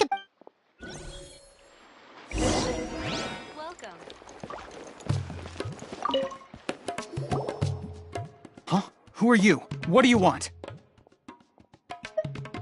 A student? What's a student from Sumeru City doing in Port Ormos? Ah, well, if it's info you want, you've come to the right place. The question is, can you afford it? Paimon can't stand to see so much more go. But there's no other... Here, this is the merchant's address. Whatever you're looking for, you'll find it there. Hmm? Well, what are you waiting for? Oh, that's right! We heard you mention King Deshret just now. We're actually interested to know more because... Fine. Since you've already handed over the Mora, I guess I can throw in a little extra info. As you can see, members of Ain al-Ahmar are devout believers of King Deshret. Years ago, King Deshret founded the great desert nation that was our homeland. It was an advanced civilization, far beyond anything you'll see in present-day Sumeru. King Deshret was the rightful god of wisdom, but he was betrayed by a companion he trusted. She even stripped him of his title, God of Wisdom. So, you mean the traitor was... Greater Lord Ruka Devata, yes. That shameless wretch destroyed King Deshret's civilization, and our ancestors were forced to flee to this land where we were... Furthermore, she conspired with the Academia to cover up the truth of her actions, and create the merciful and benevolent facade for which she is now known. Ugh, just thinking about it sickens me. But the story doesn't end there, oh no. King Deshret isn't truly dead. The voice of the Oracle has been heard in the desert, prophesying his resurrection. Mark my words, our god shall return. And when that day comes, all followers of the traitor and all the desert dwellers who have forgotten their true god will suffer If what I'm saying makes you shiver with fear, it might not be too late for you to become a believer of King Deshret. I don't have anything to say to you Academia people about that. I think this conversation has... Not just yet. This man is a fraud. Huh? You again? Deranged Academia lunatic. Yes, it's me again. I already warned you that if you weren't willing to sit and discuss things with me, I'd take measures to make things uncomfortable for you. Listen to me. That address he gave you is fake. Or at least, you won't find a merchant waiting for you there. This group has been boasting all around that they can provide information on a certain item as a means of luring people into their territory. Once you show up, they keep up the act until they have hard evidence that you want to purchase said item. Then they use that to squeeze you for all the Mora you're worth. Hey! Shut it, Al-Haytham! What are you playing at, trying to ruin our business like this? I told you the other day. I wish to discuss my terms with your boss. Ha! The boss made it perfectly clear that he won't... Yes, and in no uncertain terms. But that was then. It does not preclude him from changing his mind in the future. I'm warning you. Don't push us, or this could get ugly. We don't usually get rough with people. If you're suggesting that we escalate this from a verbal exchange to a physical one, I accept. After all, even the Archons used war to negotiate the ownership of Teyvat. If, on the other hand, we can't agree on any means of negotiation at all, then I'm afraid my next course of action will sting a little more than the mere falling through of a few business deals. I will jeopardize the Eremite's reputation, which I know you value above all else. I am quite confident that if I began to take such action, your boss would willingly approach me himself. Also, a word of advice. I suggest you tell your boss exactly what happened here today. Otherwise, he might blame you for not telling him in the future. What did you say? Consider this. Have I ever failed to follow through on my word? This guy is really out of his mind. Okay then. If you really have a death wish, let's meet a week from today. The pier in front of the Pharos Lighthouse, 4 o'clock in the afternoon, sharp. Don't expect us to hold back. Not so fast. First, you return the 500,000 Mora to them.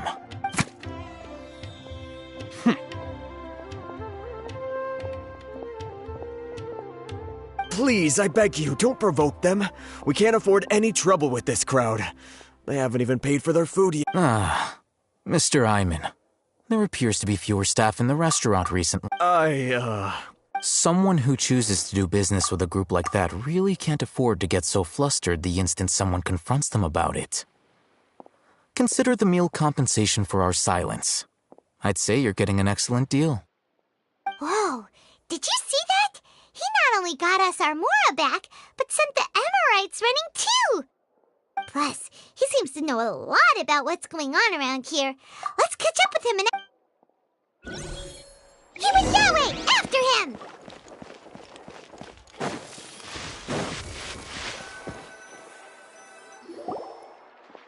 Wait up! It's Al-Haytham, right? What do you want? No need for thanks.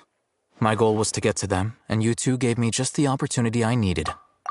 I advise you to keep your distance from them. Since they weren't able to make off with your Mora in the end, they might harass you again in the future. All right. Goodbye.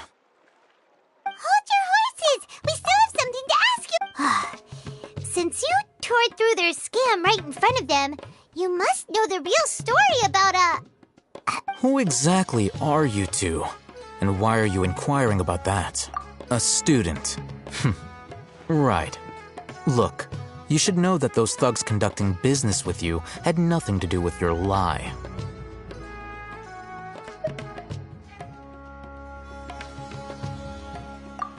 Huh?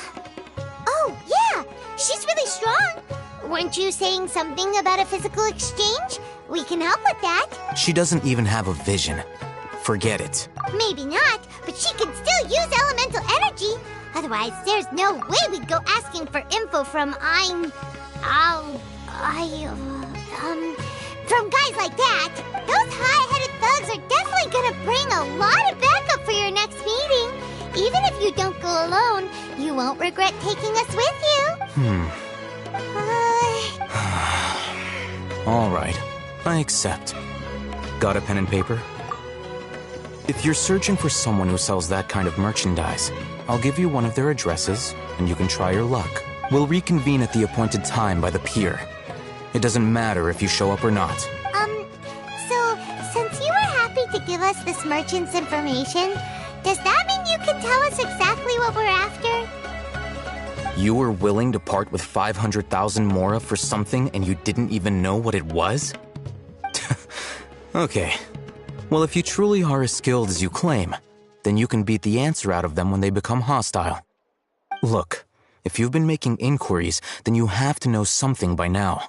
We know it's connected to the academia somehow, and that not only do the Eremites deal in it, but some students want to get a hold of it too. You know almost everything there is to know, but you're unable to compile this information because you've never seen the object before. This is what you've been looking for. Huh? Paimon can't tell what it is. It looks like some kind of ornament. This is a knowledge capsule. To put it simply, it's a vessel that can store a fixed quantity of canned knowledge. It's like a miniature Akasha. Anyone who links it to their personal Akasha terminal instantly becomes privy to its contents. Correct. Anyone. Unlike the Akasha, which heavily regulates who can access what information, knowledge capsules confer their contents without any requisites. That's amazing! It's essentially a convenient and harmless vestibule for knowledge. Unfortunately, It's illegal in Sumeru to privately possess or trade them. They were created as a means for scholars to transfer knowledge gained from Irminsul into... But despite strict regulations, some of these knowledge capsules will always escape destruction. Over the past century, a wide variety of canned knowledge has been leaked from the academia. Now, in Port Ormos, the valuable ones are a means to Mora for the Eremites. Meanwhile, those which the Eremites deem to be useless to them occasionally prove useful to the common citizens and hapless academia students. Well, I think that about sums it up.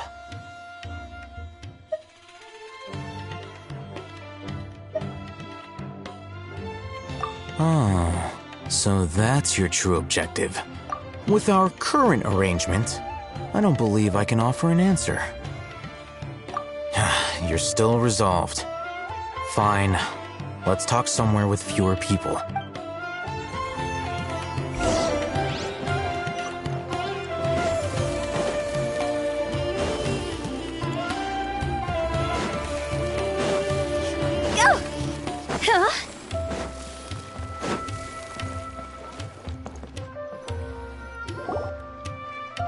Let's continue our conversation here. If you wish to learn more about the knowledge capsule that the Academia lost, then you must help me with something. I need you to find someone named Dory, a traveling merchant. Unlike the peddlers who hawk inferior knowledge capsules, she often has quality goods in stock. Some say that as long as there is profit to be made, there is nothing she won't dare to sell. She's guarded against people from the Academia because most of her wares don't comply with Academia regulations. I think she blacklisted me. I met with her informant, but it soon became clear that they had no intention of letting me get any further. Become one of Dory's customers and earn her trust. This is my condition for further collaboration. Why do you want us to meet with her? Until you complete this task, you don't have question privileges. Fine. So how do we go about doing this? You two are outlanders who haven't been here for long, so Dory should view you as safe clients. I'll give you the informant's address and their contact password. Beyond the password, though, I have no way of knowing what other tricks she might have up her sleeve. You'll have to improvise. This is kind of nerve-wracking. The true challenge begins after you meet her. She has a keen nose for Mora and a shrewd eye for wares, and she only likes customers who she deems to have good taste. I'll prepare some funds for you. Buy her highest quality wares and earn her approval. What? We only just saw a knowledge capsule for the first time. We don't know how to tell which ones are good and which ones are bad. That's true. Have you two heard of elemental sight? Oh, that's a surprise. Guess I'll have to hold you in higher regard. Anyway, that ability should resolve your issue.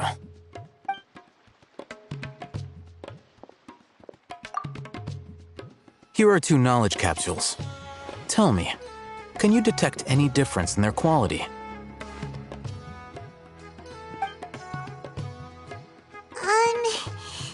They look with...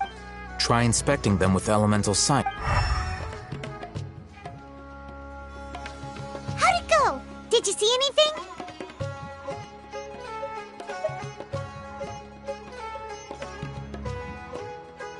Rumor has it that higher quality knowledge capsules generally appear brighter when viewed through elemental sight. That's because knowledge originates from Irminsul, the root of Dendro power itself. However, some canned knowledge with a high concentration of elemental energy is of little use in contemporary times, so those capsules are of little value. Using elemental sight is merely a stopgap measure, but it should suffice for earning Dory's trust. That sounds pretty impressive. Here's a sheet with the informant's location and contact password, and here's the Mora for don't be cheap. You'll need to spend to catch Dory's eye. If there's any Mora left over, just keep it. Oh, and be sure to exercise some caution. There have been Matra present in Port Ormos lately. Your efforts will be for naught if they catch you. Matra? They belong to the Academia's regulatory body. They also handle cases of illegal canned knowledge transactions. Like I said, the Academia has banned both their trade and possession. The Matra are razor sharp. You're in for nothing good if they lock their sights onto you. If you two want... Okay, then we have a deal. If you succeed in your dealings with Dory, come find me at the Wikella Funduk. We'll have an open discussion then. Looking at what Al-Haytham wrote, Dory's informant is a traitor near Old Ormos. Let's follow these instructions and try to get in contact.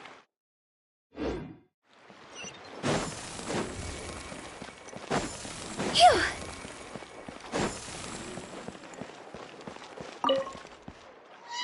Hello. What are you two looking to buy?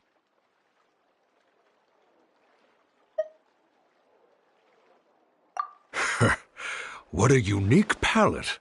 We have unripe hara fruits, but we usually keep them in the back. I'll have someone escort you. Following the paper got us past the first round. Ronak, these two want to buy unripe hara fruits. Show them to the warehouse. Got it. You two, please follow me. You two have a fascinating fashion sense. We haven't seen a customer wearing a Sumeru rose for quite some time. Hold on. Let me think. Sumeru rose means common merch. No, look again. We're obviously wearing morning flowers. Ah, my mistake. I do apologize. Whew. That pop quiz sure was scary. The warehouse is up ahead. Please follow me.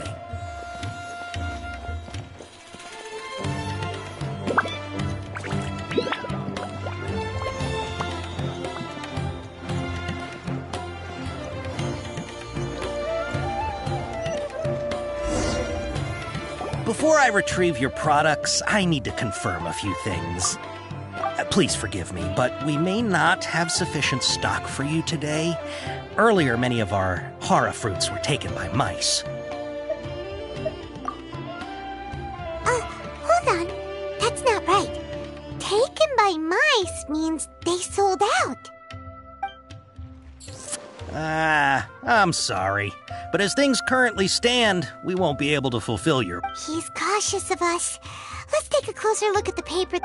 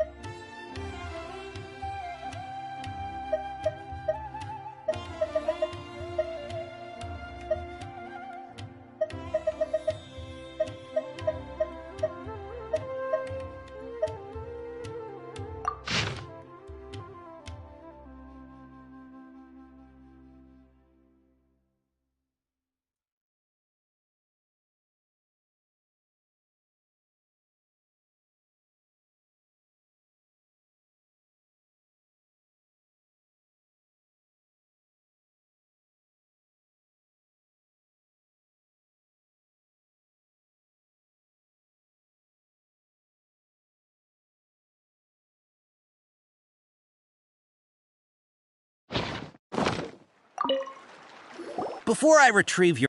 Please forgive me, but we may not have sufficient stock for you today. Earlier, many of our hara fruits were taken by mice. Thanks. If better goods come in, you'll be the first to know. You look like you have some skill. Why don't I pick out some fruits that'll make you dizzy?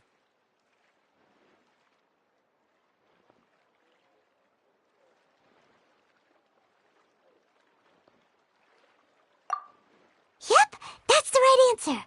But eating hara fruit that makes your head and ears ring sounds like a bad life.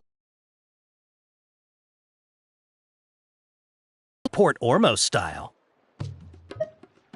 Wow, you two sure are generous customers. We'll be sure to package your products beautifully. Okay, everything has been confirmed. Miss Dory is waiting for you up at... Shoot! It's the Matra! Run!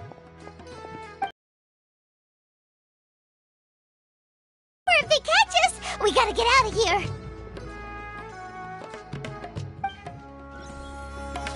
We don't know this area, so let's follow that informant.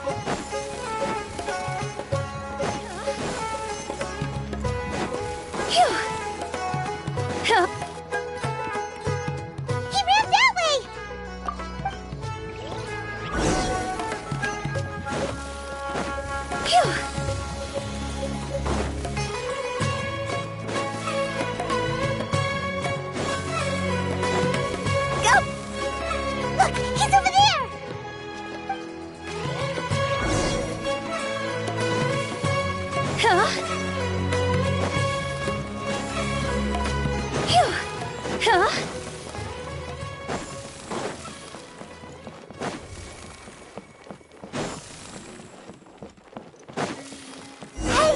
If you're hiding from the Rishbaland tiger, come this way! Another password! Huh? Oh, that voice... Here, over here. You can stop running now.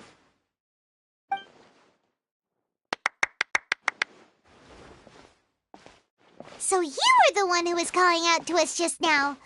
But, are we definitely gonna be safe here? These two good customers wish to buy some horror fruit, Miss Dory. And if there's nothing else, I'll just excuse myself. Oh, very good. Thank you. Huh? Wait, you're Dory? Paimon sure thought you'd look a whole lot scarier. Hey, what are you trying to say, Princess Pea-Brain? I can be scary enough when I need to be, believe you me. If you don't watch what you say, then you can forget about doing any business. But it seems you two have actually done pretty well so far. Not only did you manage to find the informant, your reactions were also pretty sharp. You don't really look like criminals or anything, but I bet my Mora that you've been involved in some shady dealings, haven't you? Paimon's not sure if that's supposed to be a compliment, but we'll take it. I can't risk doing business with people who start huffing and puffing after just a few paces, no matter how much Mora they might have. Not only will they get caught by the Matra, but they'll also get us into trouble. As decent folks trying to run an honest business, we don't need any of that. Wouldn't you agree? So that's why I prefer to have customers like you. It's your first time here, but don't worry, I won't ask too many questions. Even if you wish to buy enough knowledge capsules to decorate your house with, please, knock yourself out. As long as you have lots of round, shiny Mora, then we're all good. Ah, yes, of course, of course. Go ahead, help yourself. Wow, she has a trove of canned knowledge. Whew. She'd probably be in serious trouble if the Matra caught her with all the... What kind of products do you seek, my dear customers? Don't worry, I'm not interested in your reasons for buying. I can, however, offer some suggestions. Take this one, for example. An analysis of the sociological ideology and dialectics of the Hilichurls. Only 3 people in all of Teyvat have ever studied it, making it Yeesh! Who would want to be an expert in that? Or how about the architectural styles and construction methods of Teyvat in the early Archon War? With this one, you can become an expert in historic architecture preservation and... Ooh, now 2 million Mora, and it's yours. No discounts. Whoa! That's a lot of... Of course, you are free to pick whatever your heart's desire. The contents and price of each knowledge capsule are indicated in small text on the body of each one, down at the bottom. All right, let's try the method that Al-Haytham mentioned.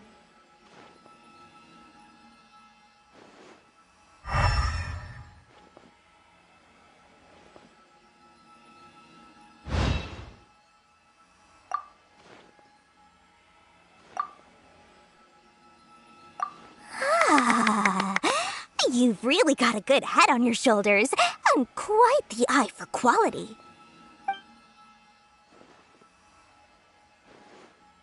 We'll take these, please and thank you. My, oh my, you are blessed with a taste for both the exquisite and the extravagant.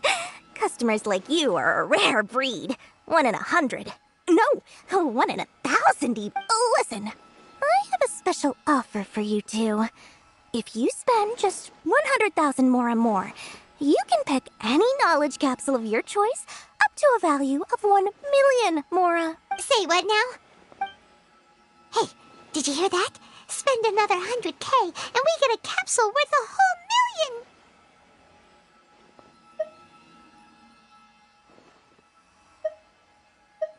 But all the canned knowledge we just bought is easily worth 500,000 Mora. If we spend just a little more, we can get something worth 1 million more. Think about it.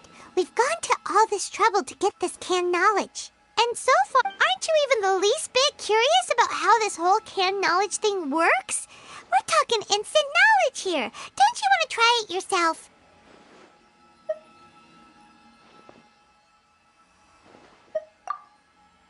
Come on, come on! We still have around 100,000 of Alhaitham's Mora left, so let's put it to good use by finding something useful for you. Ahem! You've got a deal, Dory! Excellent! Then please, select from this fine collection. Hold on a second.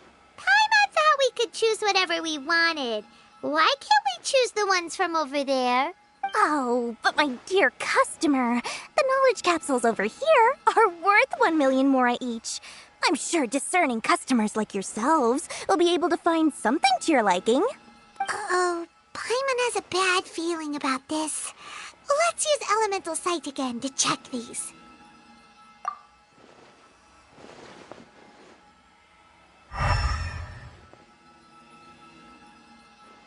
So, what did you see? So, they're all worth about the same amount? Well, anyway, the Mora's already been spent, so let's at least try to find something useful. Let Paimon take a look here. An Introduction to Traditional Sumer... Not sure we'd ever find volumes 1 through 7, but at least this knowledge should be useful, right? Dory, we'll take this one. All right, very good. I'm expecting some new goods in the next couple days, so be sure to check back again soon. Whether it's canned knowledge or anything else you need, bring your Mora to Dory and doors will open. Our dealings with Dory went smoothly enough. Let's head to Wakala Funduk and meet up with... Mora. Oh, please come back anytime you need something. Hopefully now he'll finally tell us about what the Academia lost.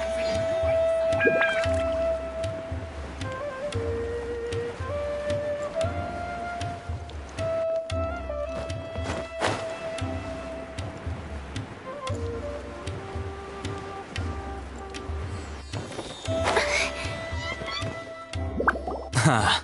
You two made it. And from the looks on your faces, you were successful. Whoa, there's so many people from the Academia here. Why would you pick this place as our meetup spot? Well, Wakela Funduk is under the Academia's control, so naturally the Academia has people working here. I came to Port Ormos under the pretense of conducting official business. You're a pretty daring guy. Relax. No one here is interested in anything we say, and the Matcher won't come here. Okay now, tell me how your encounter with Dory... Okay, we did what you asked. So, can you tell us about the knowledge capsule that the Academia... Before that, I have to ask. Why are you two so intent on tracking it down? You don't have to answer, of course. Yeah, she just wants to meet the God of Wisdom and ask her about something important. We've been in Sumeru for a while now, but we still haven't found a way. When we heard that the Academia had lost something that might be related to the gods, we came here in case it turned out to be our lucky break. In that case, you're on the right track. A short while ago, the Academia lost a knowledge capsule in the desert. It's supposedly a divine knowledge capsule. Use it, and you'll gain the wisdom of the gods.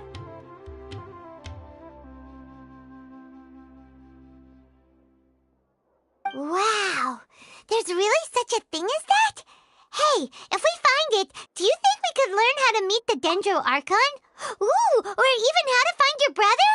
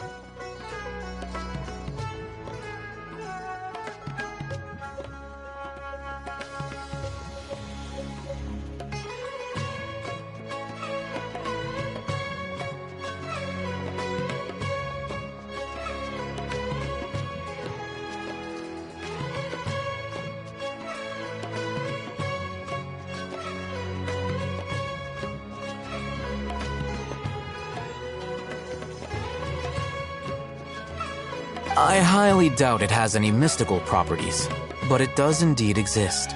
And it's right here, in Port Ormos. So, where exactly? That's what we need to find out next. I won't deny that. I am investigating because I'm curious as to what the Divine Knowledge Capsule truly is.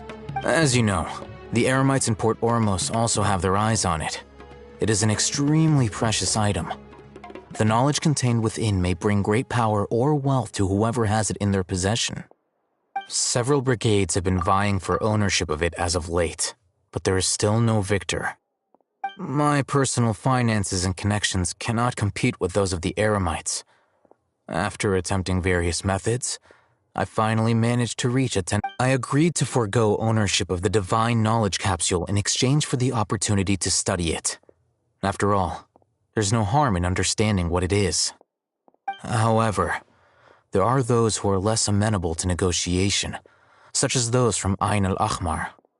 They adamantly believe that the Divine Knowledge Capsule contains King Deshret's power, and that he will return to this world when they obtain it. They refuse to let anyone from the Academia tarnish their deity's soul. So you kept hounding them because they refused to cooperate with you? Yes. Ain al-Ahmar isn't exactly wealthy, but its members are determined to get that capsule by any means necessary. To that end, they've resorted to many methods more foul than fair in order to amass sufficient funds. So, I've been sabotaging their business to force them into negotiating with me. The Divine Knowledge Capsule should be up for a secret auction within the next few days. Each brigade will place their own bid, and the prize will be covertly given to the winner. To ensure the capsule's security and to evade the Matra's notice, the winning brigade will not publicly disclose their victory. Unless I know whose hands the Divine Knowledge Capsule ends up in, my agreements with them will fall through. Dory is the most reliable source of information, but that avenue was previously closed to me. In other words, you wanted us to befriend Dory so you could find out where the Divine Knowledge Capsule is. Yes, you can say that. But this arrangement harms none of us. The day after tomorrow, go back to Dory and try to purchase information on the Divine Knowledge Capsule's whereabouts. If she has no information, wait 2 days and approach her again. If I get the opportunity to study the Divine Knowledge Capsule, I will relay my findings to you. Will that suffice as compensation? Okay, then we'll meet up in 2 days. Alhaitham, before you go, we actually bought a knowledge capsule for ourselves, but we're not sure how to use it. You two want to try using a knowledge capsule? Doing so right under the Academia's nose is a bit problematic, though. What do you say we head to the outskirts?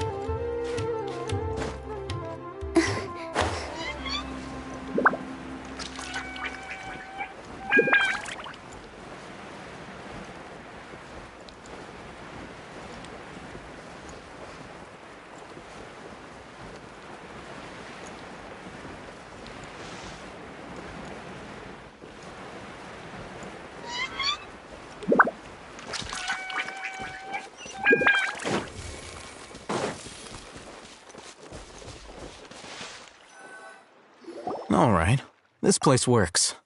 Show me the capsule you purchased. Here. Sword Fighting Techniques 8.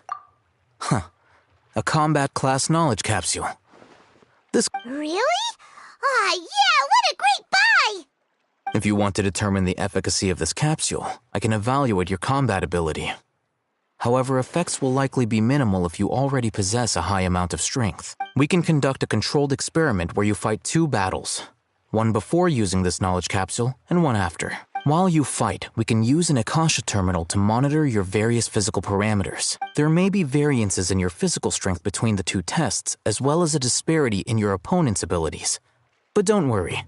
I'll run statistical analyses afterward to mitigate any confounding. Wow!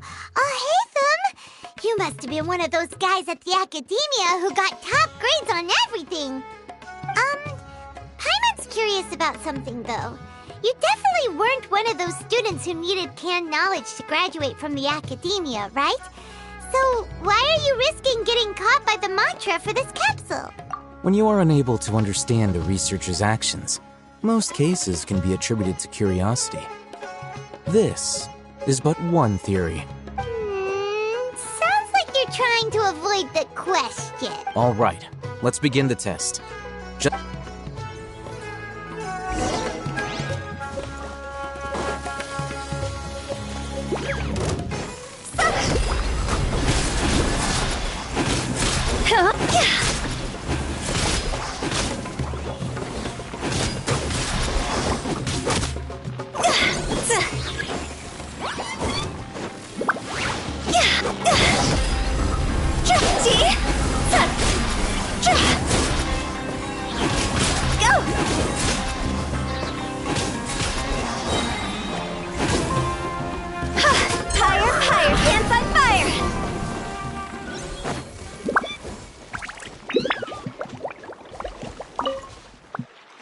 All right. I'll link your Akasha terminal to record data. The next step is to use this knowledge capsule. Hold it in your hand. I'll help you.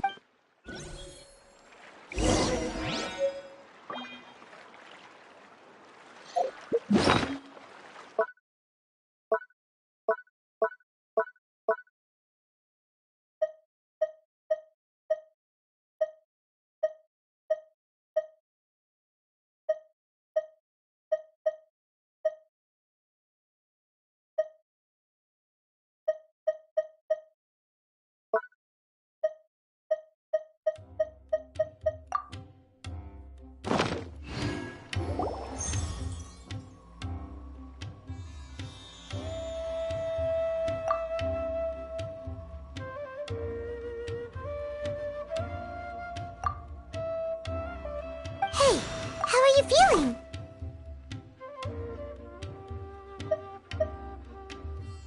You mean that it worked? All right. Time for round 2.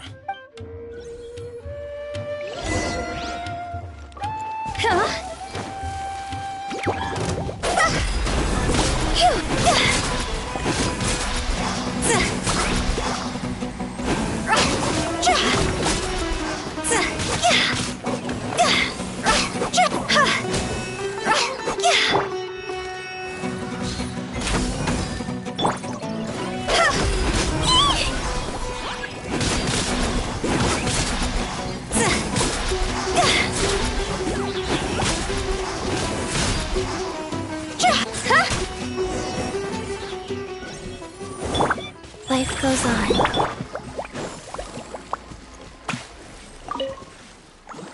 Now, I'll start recording data again. Oh, Haytham, how's it going? Well, the knowledge capsule you purchased did improve her combat capability. During the second fight, her overall fighting performance increased by 0.073%. Wait, how much?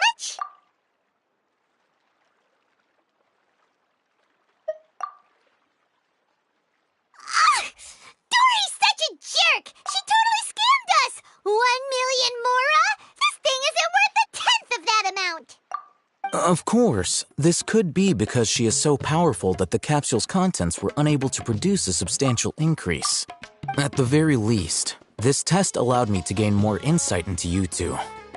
Our deal seems increasingly worth my investment. I'm heading back to Wikela Funduk. I await your response in 2 days' time. This is Mora for when you ask Dory for information. Pay her as much as she requests.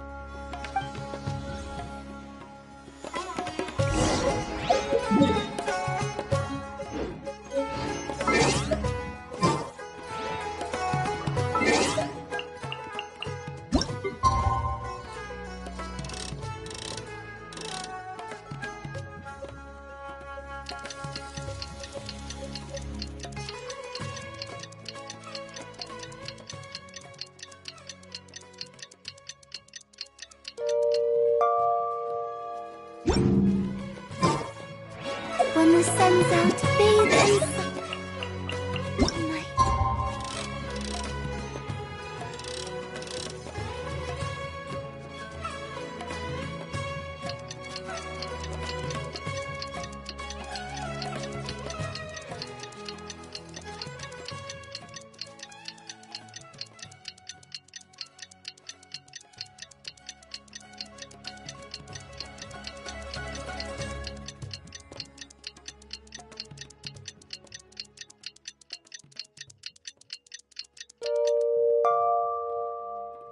But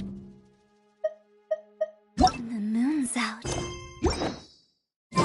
babe, What?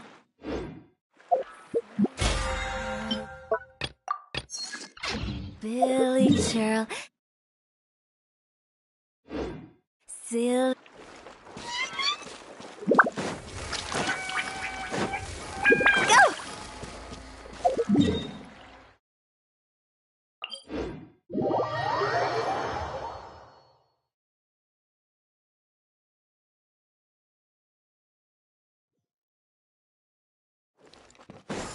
Phew.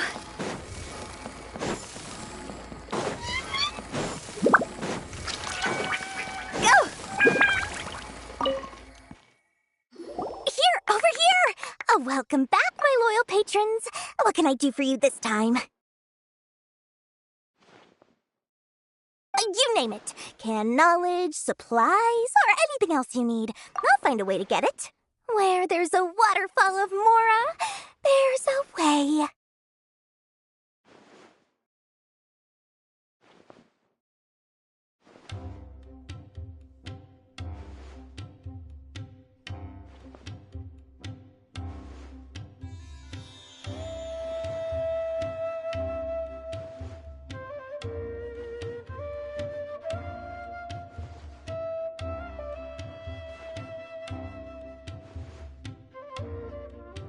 Can you really get us anything we want? Anything at all? Aha! So it appears that canned knowledge alone is no longer sufficient for your opulent appetite. Then please oblige me. Tell me what you have in mind. Oh! Our new customers with pockets as deep as yours would undoubtedly crave something more profound than ordinary canned knowledge. But you know, that kind of information isn't going to be cheap. After all, I had to work really hard to weasel my way into the auction site. Not to mention that if anyone found out that I was the leaker, I would be in big, big trouble. But how can we be sure your information is accurate? Paimon's curious how you just happen to have this kind of info the moment we need it. Because to me, anything of value is what I consider to be my supply. Therefore, I must always be aware of what's hot on the market in order to secure more sales. As for the information's authenticity, well, you've no need to worry about that. I used a camera to take a picture of the transaction. That way, no one can dispute it. It's always a pleasure doing business with such sterling patrons. Now that you've paid in full, here's the scoop. The Divine Knowledge Capsule was purchased yesterday by a certain Misery, the leader of Ain El Ahmar. Ain El Ahmar? You mean the Aramites who worshipped King Deshret? Ah, so you're already familiar with... The group has done everything in their power to obtain the Divine Knowledge Capsule. After all, they believe it contains the power of King Deshret. That Divine Knowledge Capsule is unlike any other canned knowledge I've seen before. It was glowing bright red. The capsule is clearly visible in the picture I took. You can look for yourself. Thanks for the info, Dory. Please, it's my pleasure. It's all thanks to discerning customers such as yourselves that my efforts yesterday were not in vain. Please, don't hesitate to contact me if you ever need anything else in the future. Mora for Dory opens doors. Well, we figured out. Remember to bring a token of our friendship the next time we meet, okay? I like to think it's built on a firm foundation of solid, shining Mora. Let's head back and talk to Al-Haytham.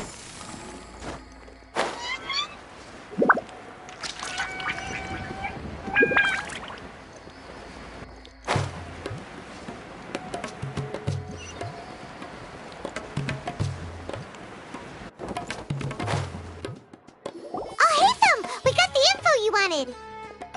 Really? All right. Let's hear it. Dory even gave us evidence to verify the intel. Have a... Huh, look at that. Clear as day. It must have taken some guts just to infiltrate the scene of the Eremites transaction. But then to get close enough to take a picture like this. Bold move, Dory. Very bold move. All right. The person in this picture is indeed Misery, the leader of Ain al-Ahmar. And the glowing red capsule he's holding appears to be the divine knowledge. In which case, if we play our cards right, when we confront them next week, we should be able to force them to show their hand. At first, Paimon didn't get why you were provoking these Ain al-Ahmar guys. But now, it sort of makes sense. Everything's playing right into your hand. After we defeat them, we can finally have a serious talk with their boss and get them to lend us the divine knowledge capsule. Thank you for your time and efforts. Take a few days off while I make some preparations. Let's meet up again on the afternoon of the arranged date, 3 o'clock sharp. See you then.